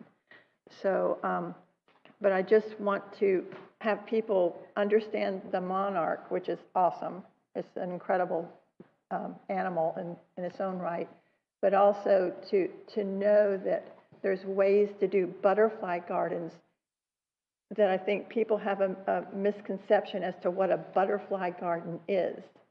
And I just kind of wanted to do a little talk about what we can do to sort of encourage the butterflies. But keep in mind, the butterflies only live for about 2 to 4 weeks. It's what they nectar on and what they lay their eggs on. That's the main thing about butterflies, and people don't understand that. So they just feel that they have to plant milkweed, but they're planting the wrong kind because Florida milkweed dies back in the winter, which makes them fly. They don't want to stay here in the winter. So it's kind of like an educational butterfly thing for me, because there's a lot of beautiful butterflies that here year-round, but they're dependent upon any flowering plant is a food source, a nectar source. But they have to have a specific plant to lay their eggs on. That is what they need to understand. But they also have to understand if they're going to plant milkweed, they're going to get so many butterfly eggs and not enough milkweed to feed them. So there's this real catch-22 with the butterflies. So I would love to do something like that. So what I thought would be really cool is to have some way to show this movie. It could be on I think it's maybe about a 40-minute film. It's an IMAX film, and it's done very well. And but to show that like in an area where you could have people sitting there to watch the movie, and then I could also be there to help explain a little bit about the butterflies, if you will. We could set it up like the gopher tortoise display. And yeah, exactly. So, I mean, have you seen the gopher tortoise display? Oh yeah. One of the things, so I think it's an absolutely wonderful thing to have an educational presentation. And I wonder if maybe we could kind of schedule that in as like an activity where we're bringing in and we can put it on a schedule. Yeah. Just being an educator, one of the things that you always have to be cautious of is showing films that are copyrighted to large audiences. And so I didn't know that. in many cases, if I wanted to show a film to the whole school, I have to pay something like $400 to $500 for the license to be able to. Oh, really? Even if I own the film? If I Yes, bought even it? if you purchased your own copy. Oh, okay. And that's part of that, like, warning at the front. So we could get in trouble. Schools have gotten in trouble. PTAs have gotten in trouble all the time. That's good to know. So I think it would be fantastic. And I think for people's kind of attention spans, it would probably be wonderful to have a setup of, like, these are beneficial, or maybe, I don't mean to put, I don't mean to take over, but maybe just do a little kind of educational seminar where people are cycling through and they, on their way through. Well, I usually have chrysalis from different butterflies. I adopt caterpillars, if you will, as long as I can find food for them, and I'll feed them till they go into chrysalis and then release them when they emerge. So it just depends upon what's around. It really does. So I always have access to monarchs. That's not a problem. But right now there's not a whole lot of butterflies because there's not a whole lot of flowers. So, Well, we can work on that as an activity going forward. We got another month to do that. I would love to do something like that personally, so. Is there any other additional activities anybody How do could we come find up out with? about the films then? The art contest, I think, is sort of there. I'll look on the Contact jacket. schools that will participate in the contest. But they have, I thought that was also done right there, like, or at least sidewalk chalk and. Yeah, So we the did the art club sidewalk It's art really a too. good movie. Yeah, I think you guys had the sidewalk chalk contest and then the poster contest. And then also I had the idea, I don't know if I incorporated it into this, but potentially having a contest for older students, maybe a recycled art project, for an upcycling project or something like that to, so that way older students, like high school students can participate, because the poster contest was just for middle schoolers. So if there's another contest that you guys would like to host, if you are interested in that idea, I think we can somehow arrange that. I know Donna handled a lot of the, I think in previous years she handled contacting the schools and whatnot for who was going to participate. And yeah, I think the chalk contest was done right then and there, but then also the poster contest, the students had been contacted ahead of time, so that way they would have the posters ready for the day of Earth Day. There was a prize awarded for the contest. But I'm not sure where that funding came from, unless it was the art club itself, those members who pay to be in the art club. Just saying, so if we create something else, we have a budget for doing this event, and I'm not sure where we are after sound system and the people who are doing the music, who often get paid. That takes a good chunk of it. We also get food for us, not that I eat it, but I'm allergic to the world, that's it. Yeah. Do you want to do the seeds and envelopes again this year? I think We have the envelopes, we just need the seeds. I have a lot of zinnias. I'm Yes, sorry? a gazillion zinnias. Okay. So you're providing the seeds, is that what you're trying to say? Maybe? And again, we have this next month to come up with the activities, so we're just, throwing some ideas out there.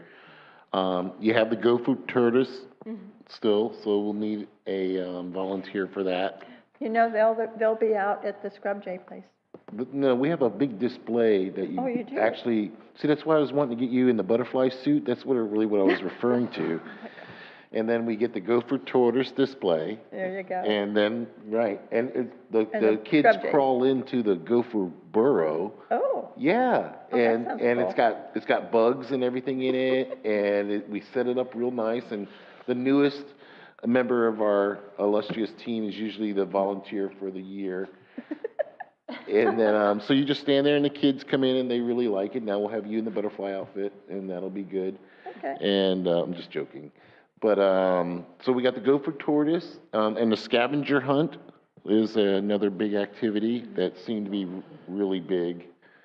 A lot of people kind of like that. Now, they did that with the electronic login, the event. Yeah. What was that?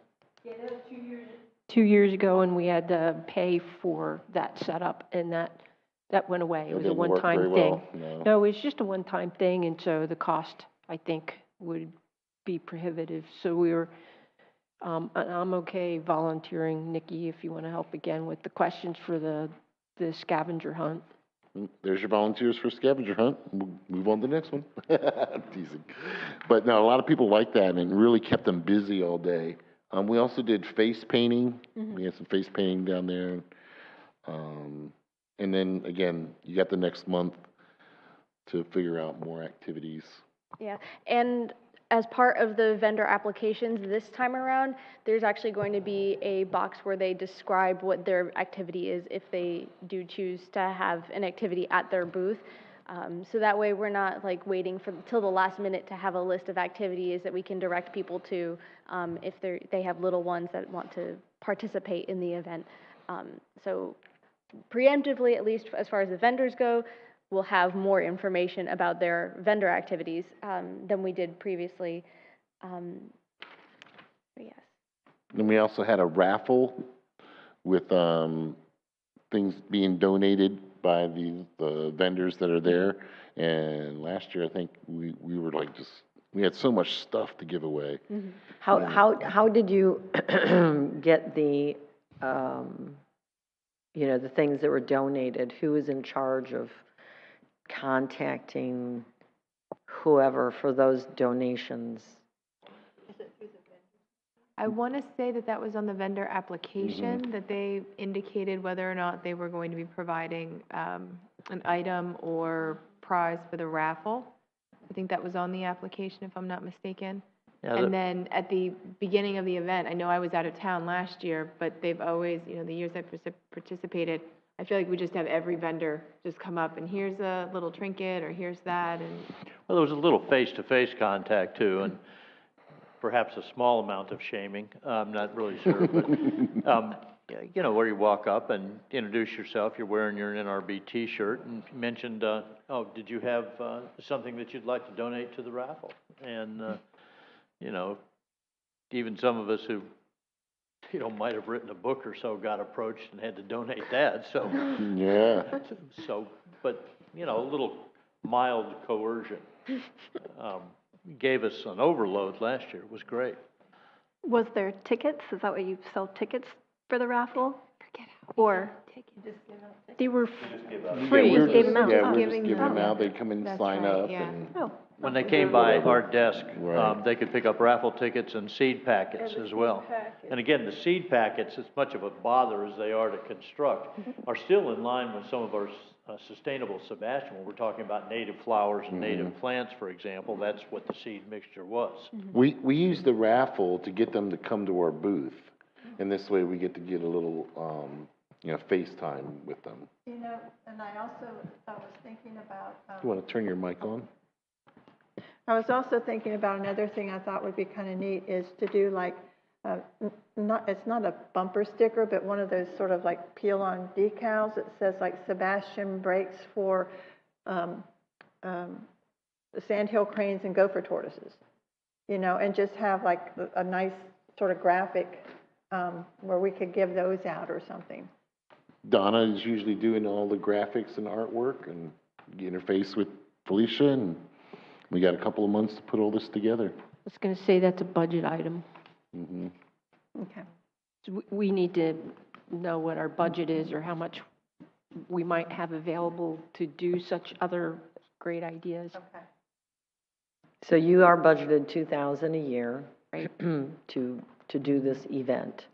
And, Felicia, as she's going through, is going to be adding all of the event stuff. That's why I'm particularly asking, what events do you all want to do here? Because, which ones are going to cost us money or not?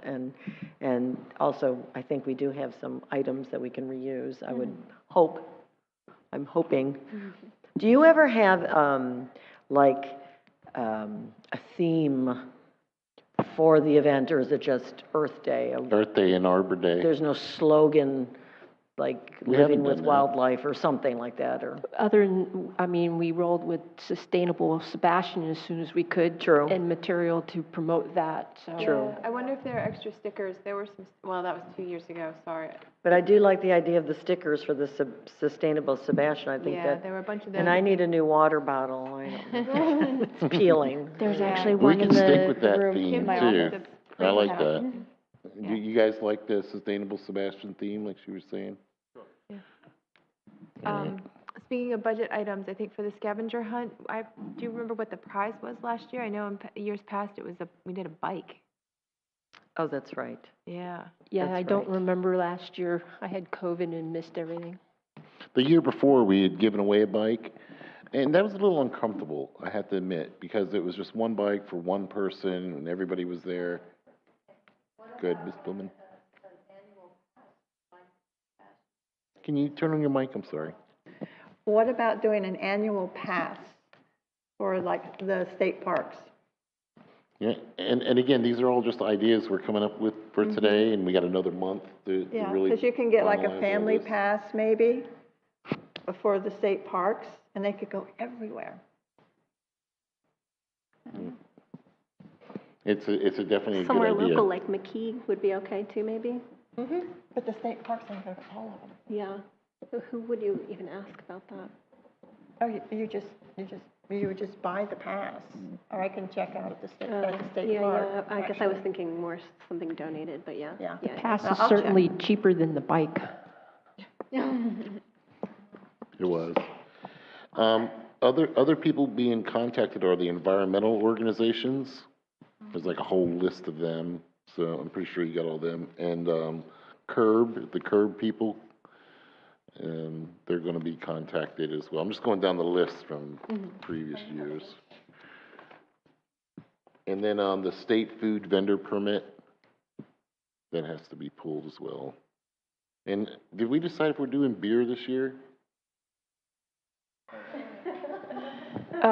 I know that in the past, we had to vote on it as a group, that would be something that we could do, and then it had to be arranged for someone to be Beer person. the people who served it, right? Or were sponsors or something. Weren't you involved in that? Yes, yeah, but it kind of fell by the wayside last year because we didn't have everything in line with the distributor with the beer. But I didn't know if we were going to do it this year at all. As a consensus, do we want to do beer this year? Is that something we want to vote on now? Do we have to, or what do you guys think? What do you think, Felicia? If it were up to me, I would have said no beer. That's But also, great. this is No, that's fine. Also your Absolutely. event, so your input matters a lot. I believe one of the feedback from last year was, hey, we didn't have beer and like the prior year. Right. And that was a missed item. Can we get a consensus from the board on a vote for that real quick? Would that be acceptable? Sure. All right, we'll start down there at the end. What do you think about beer for Earth Day? Yay for beer. Ms. Spillman? I'll say yes. Ms. Mosplit? I feel like I'm going to sound like a broken record, but it's only once a year. So my concern is always, what do we put it in?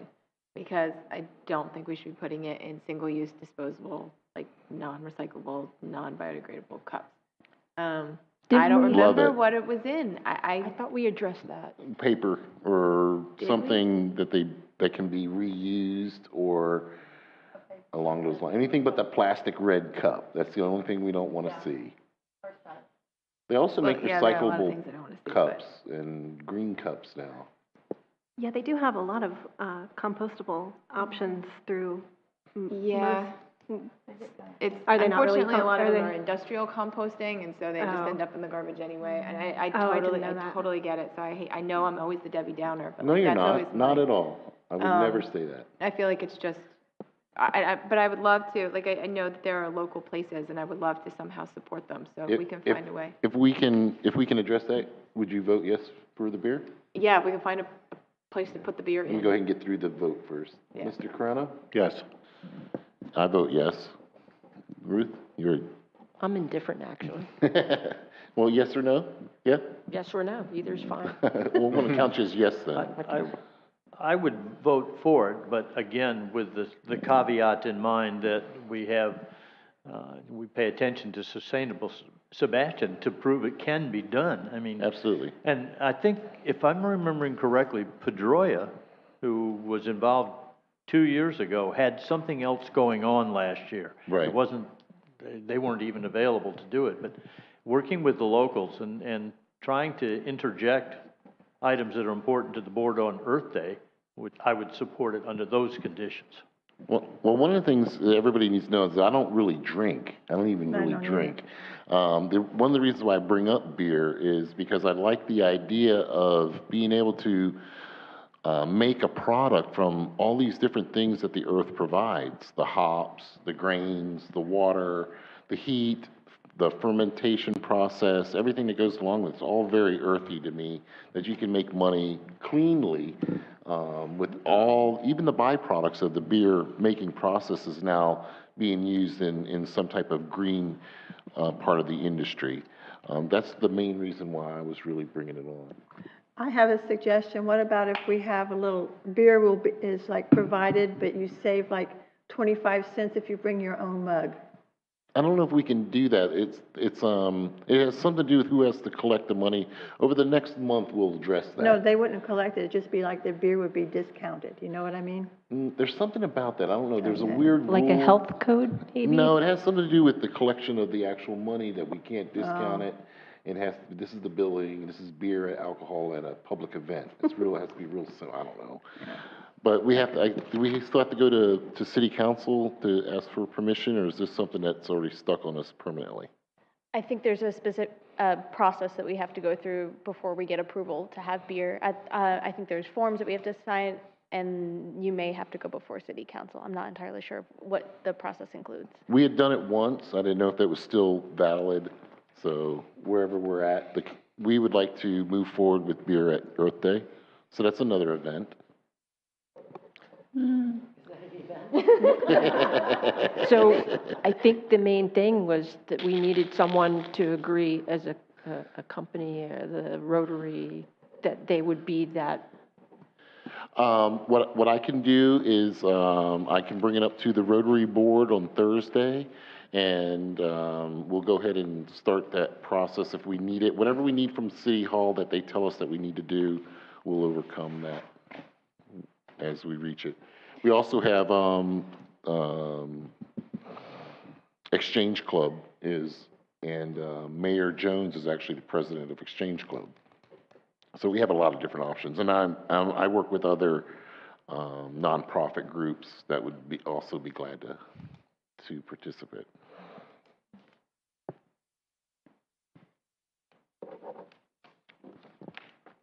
Okay, we're still commenting on Earth Day ideas and things like that. We've spoken about the living docks, the scavenger hunt, various other activities, the environmental organizations, art club with Donna. I think the volunteers with Ruth and Miss Mosblick are just fantastic because their expertise in getting this done is just invaluable. The NRB booth is generally manned by everybody here.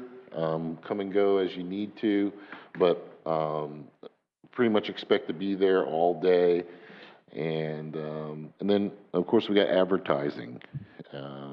Whatever we have to do with that was pretty much is going to be done by Felicia, because we don't really have anything else to do with the advertising. Create school board color flyers, the paper magazine advertising, and create half-page flyers for print to local distribution. And other than that, I don't think I have much more. I do have some ideas that I'd like to bring to the table for Earth Day, if you'll allow me.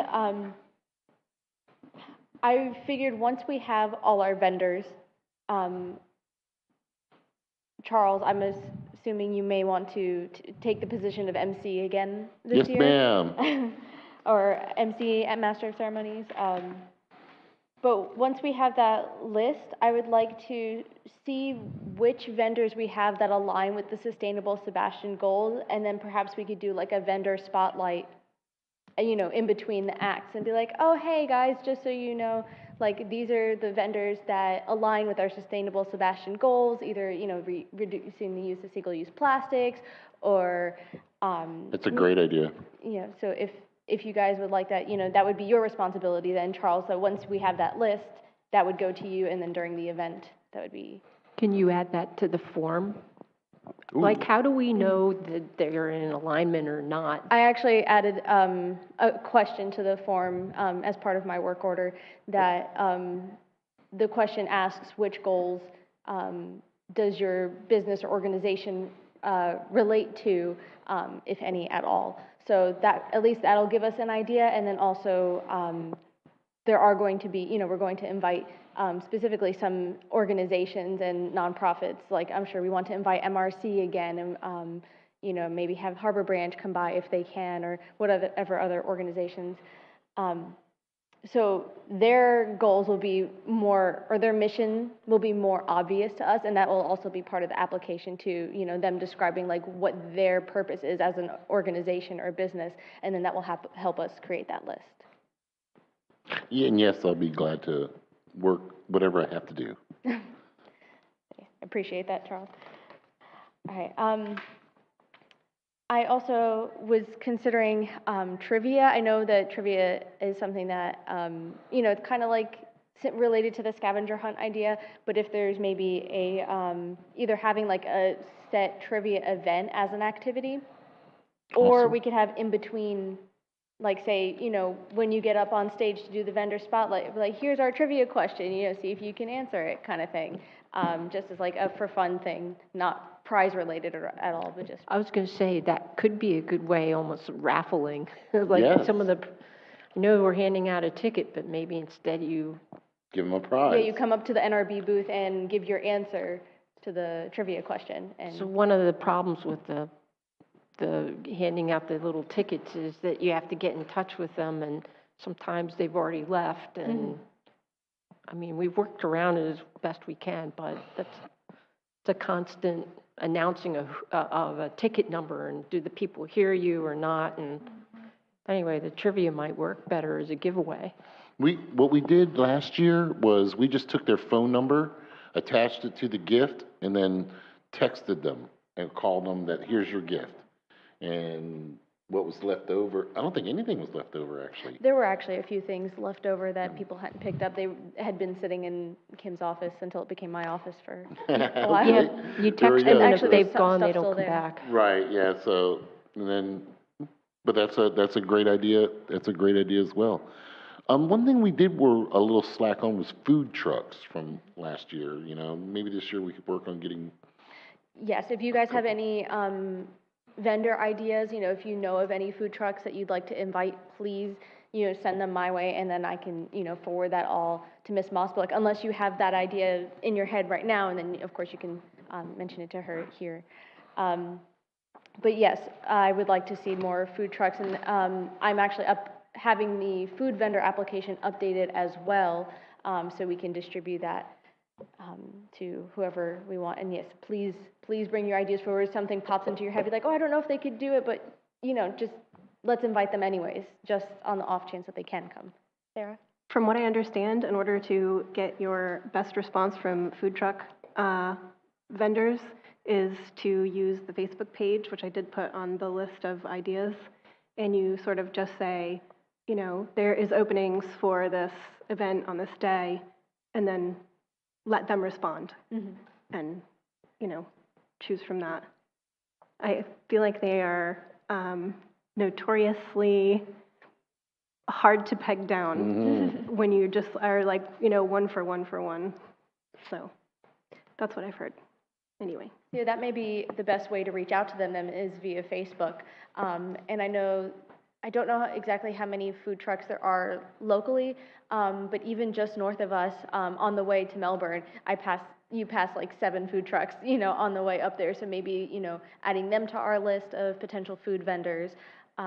Location-wise, trying to figure out where they're going to be placed might be a problem if we have a lot. Now, I know with other city events, the food vendors are kind of distributed all throughout the park. So perhaps maybe the regular food vendors that aren't food trucks necessarily will be throughout the park, and then the food trucks specifically will be on that the northern side parking lot that's immediately adjacent to the park.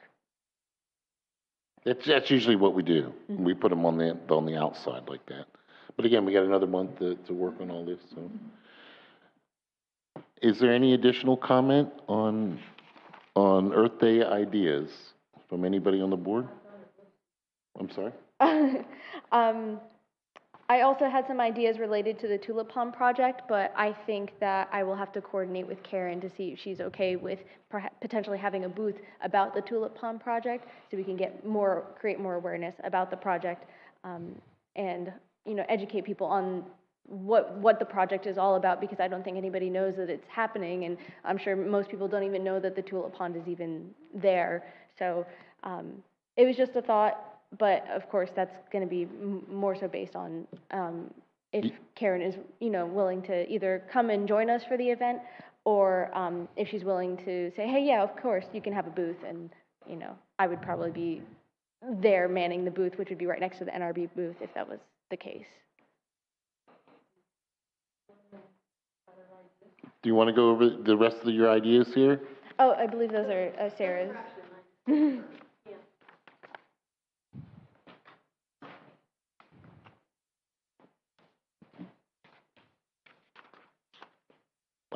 I can just go over them. Oh, I'm missing. Did you want me to talk, you wanted me to talk more about them? Oh, I mean, I just put them together as, you know, This is your list? possibilities. Okay, yeah, if you want to go over them real quick, go And I mean, ahead. not, you know, some of them are possibly questionable. Obviously, I can't think of everything, but let me see, I had to take a picture because so many people showed up today that I didn't make enough Here, copies. you can have my copy if you like. You want to talk about it? You want to hand this to her? Yeah. I mean, yeah, just some stuff like the local farmers, obviously, eating local food is best. There were butterfly garden people. Have you been to the Vero Beach Farmers Market? Yeah. Well, every year. Oh, they do? Okay, yeah. And I was like, I'm sure some of this stuff already, but I don't know if we do the garden club or the local UF extension people, because they have really great information on what to plant or what not to plant, or when to plant it, or best practices about everything. I think a lot of these are actually self-explainable. I'm not going to go through every one of them with you guys, but I mean, I'm happy to reach out to any of these people that we don't have, or if there's any that you guys see that you're like, yeah, not so much. I mean, even like I thought if somebody from FPL, because now they have the big solar initiative. I don't know about you guys, but my house is on solar now. And I don't really know that much about it. They sent me a package and said, do you want to be on solar? And I said, yes, and that's all I know. You know, maybe we could have somebody there from FPL to come explain more about what they are doing, or, you know. Some of the used book places, I know, Felicia, you had talked about some of the consignment stores, and I thought that was a great idea. Obviously, you know, reduce, reuse, recycle. I put the food truck Finder Facebook page on there. There was 2, actually. But again, this is all just... No, it's a great list. You did fantastic. Fantastic list. Thank you. It's an ideas for us. We got this next month to put all this together, you know, and it's just fantastic you took the time to do this. May I suggest that we're going to have some lists that come around, right? You're going to have a list of prior people who were there, and I think these could be added as, you know, fill in, here's the gap. So we can have you look at the list and then see if we can send out additional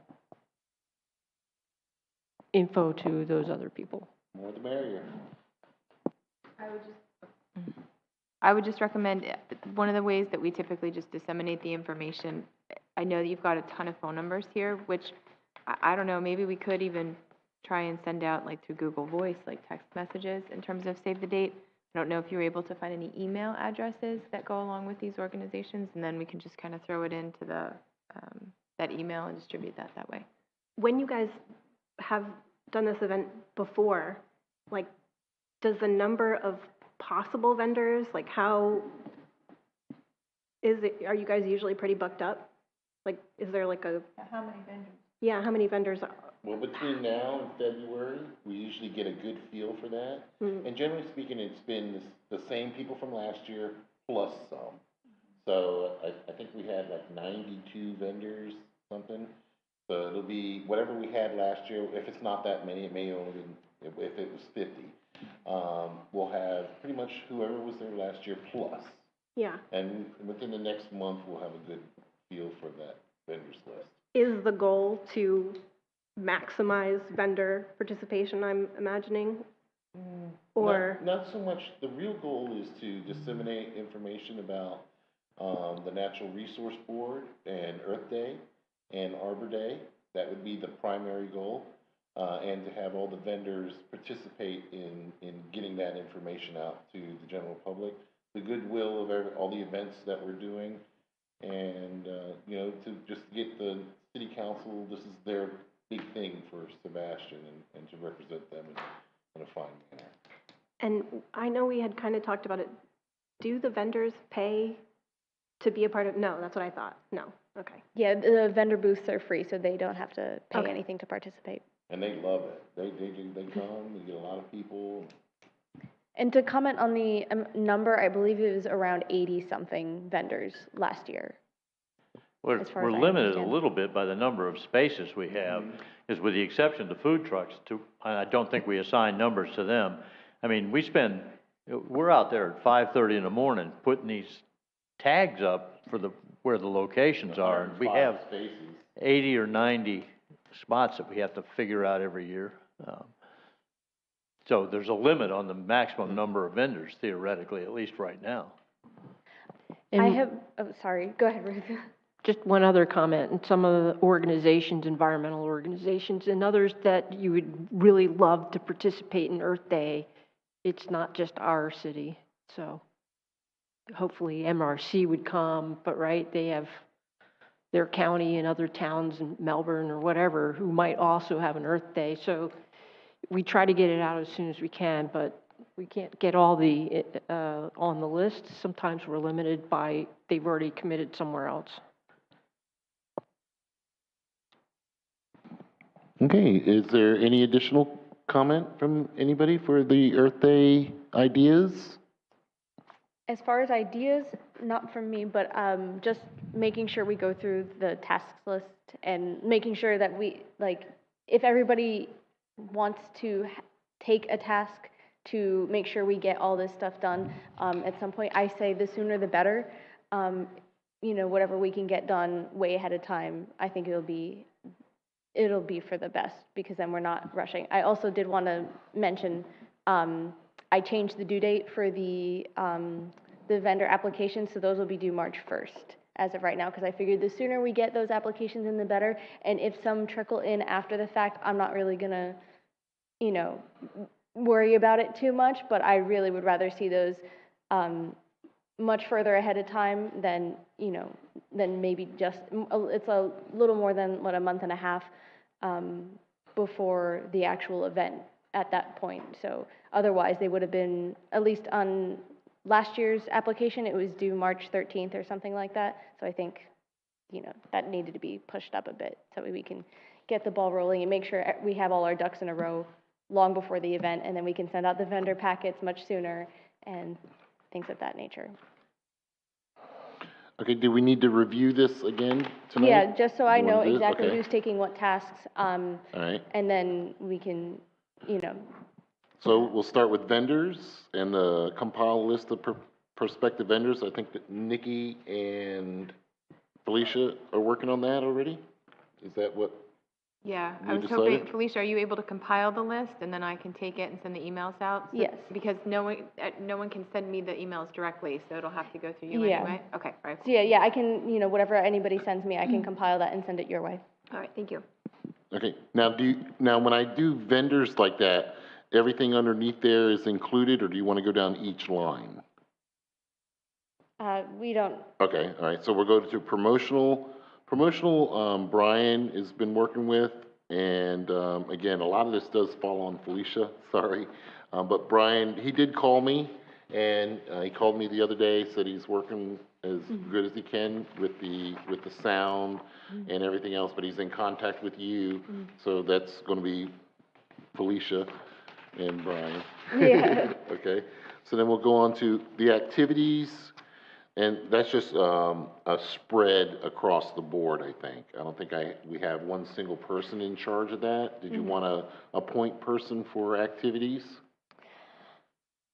I mean, I think it would be done based on the activity, so who would be manning the Gopher Tortoise activity and who would be manning each particular activity. Okay, so each person, whoever's going to be individually with the activities, we're not going to put a champion for overall activity.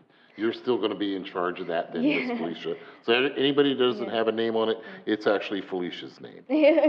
Everybody knows how to spell that? Okay. Yeah. Now, I did also I had another idea that I guess I didn't mention earlier. I wanted to add a kids scavenger hunt, because I like the idea of the scavenger hunt that was held previously. I don't know if we would do the same one exactly, but I felt that that one was much more geared towards adults. So if you like the idea of doing a kids one, if not, we can scratch that. But I thought that something the little ones could participate in would be, really nice. Okay. There was, during the holidays down at Heathcote, they had a sort of a scavenger hunt in the gardens, and they would have all these different animals and lights or whatever that the kids would have to find. Mm-hmm. So it could just be, up in a tree or, up in the gym set somewhere. There'd be like a photo or a statue or some kind of animal, and they would have a little checklist to see how many they could find. As well as the vendors are also going to have events too, so you would have to work with them. Mm-hmm. And that's something that also, I guess, will fall onto me. Once we have the list of vendors and the vendor activities, we'll end up with a map or directory of where all the kids' activities will be. And that'll be helpful, because then if somebody comes up to the booth with their little ones and they're like, hey, is there anything for them to do here? You can be like, oh, this, and this, instead of just them if they really would like to go, straight to the source rather than wandering around. Some people like to wander, but I'm sure there will also be people who will just be like, I need something for my kid to do. What have you got? And we'll actually have something to tell them. Mm-hmm. We have used our volunteers to help to wander around, to find the kids, to tell them what the activities are. Mm-hmm.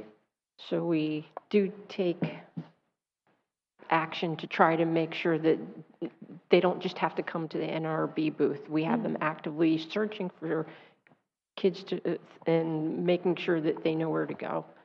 But as far as a kids scavenger hunt, I thought that you said it was an adult one. I think that adults helped out and. Yeah, I think it's more of a family event. Yeah. Okay, that's fair. I remember they would go and look at the statue, right, for the guy that we have out by the waterfront. I mean, there were it's contained to the park because we don't want them wandering around outside of the park.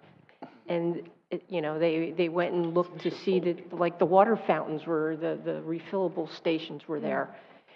I think there are activities that are in there that, first, if they can't read, they need an adult anyway. But if they can read, I still think that there's, little things for them. So I would maintain that it's a family scavenger hunt, and I'm still volunteering for that. Excellent. And volunteers, overall, create volunteer agreement form, create volunteer flyer, invite prospective volunteers. Looks like it's falling onto Ruth primarily. I'm happy to do that. All the create volunteer flyer, I mean, literally, we've just used the main flyer to say this is the event and these are the scheduled activities. And Donna helped out with the flyer. And Donna did the flyer. And then the final thing on my list is the entertainment, but I think we spoke about that with Brian and Felicia being point on that. He only calls me to give me an update. I don't really have any input. Right. So if nobody has any other ideas or thoughts that you'd like to bring to the table, and then we can, of course, I'm sure there'll be ideas that I didn't think of for this time around that'll be like, oh, wait, I need to bring that up with the board. Well, it's a big work in progress these next 2 months. If you feel overwhelmed, feel free to reach out. You can call me directly, and I would be glad to be your first person you reach out to. Anybody here will also participate in that manner. I'm just volunteering to be your first because I'm up here. Kim But always sent us everyone will. emails and said, I need this activity done, here's the dates, here's meet at this time, this location, who can come? Yep, and then we'll all show up. That's what we do. We just can't say, hey, look, what do you think about this on the board? All the other stuff that we're scheduled to do, we can do, and we'd be glad to. Thank you. I really appreciate it, guys, because this is my first event planning thing ever. So I don't really, have Well, get with my bearings, Bub. so. Get with Bub at the city. I actually just spoke to him Oh, boy. yesterday or this morning, about, he was like, oh, we'll get together and we'll talk about all this stuff. And so, yes, actually, Bub speaking is of a Bub. resource. He is your resource. Is there any additional comment on your Earth Day ideas? Do you have anything else, Felicia, that we need to? One of my ideas, I don't know if it would be necessary, depending on how much of a time crunch we're in, if we need to call any sort of special meetings for planning, if we're like, it's really getting down to the wire and we need, some extra time in the room together so you guys can communicate about what's going on. Perhaps maybe a special meeting might be in order. And also, like Sarah, I created a whole list of vendors that I'm interested in seeing, which, I'll send to Nicole later once, after this meeting is over. I actually, just to let you guys know, I had Meredith from Meredith's Jam and Goodies reach out to us about potentially being a vendor again this year. And then also Miguel Navarez from the Florida Forest Service from the Department of Agriculture he was inquiring months ago about the Earth Day event. So he's definitely on our list of people to invite. Felicia, one more thing. Did you get waste management for composting? So I actually have a meeting coming up with Waste Management. I haven't spoken to them yet about composting, but I can bring that up with them at the meeting about the shredding and the recycling event, and then see what they say about that, if that's a possibility, because I'm not sure what parameters we would need to fall under for that. So yeah, but I will absolutely bring that one up with them, and we can go from there. Excellent. Is there any additional comments from anybody on the board about anything we've spoken about? Felicia, do you have anything else? Thank you for that presentation, and thank you for all the work you've done. It's just fantastic to see you sitting here and everything else. Well, if we don't have anything else, I'd like to ask for a motion for adjournment. I make a motion to adjourn. I second. If we can have a sign of aye to approve. Aye. Same sign for nay. Meeting is adjourned.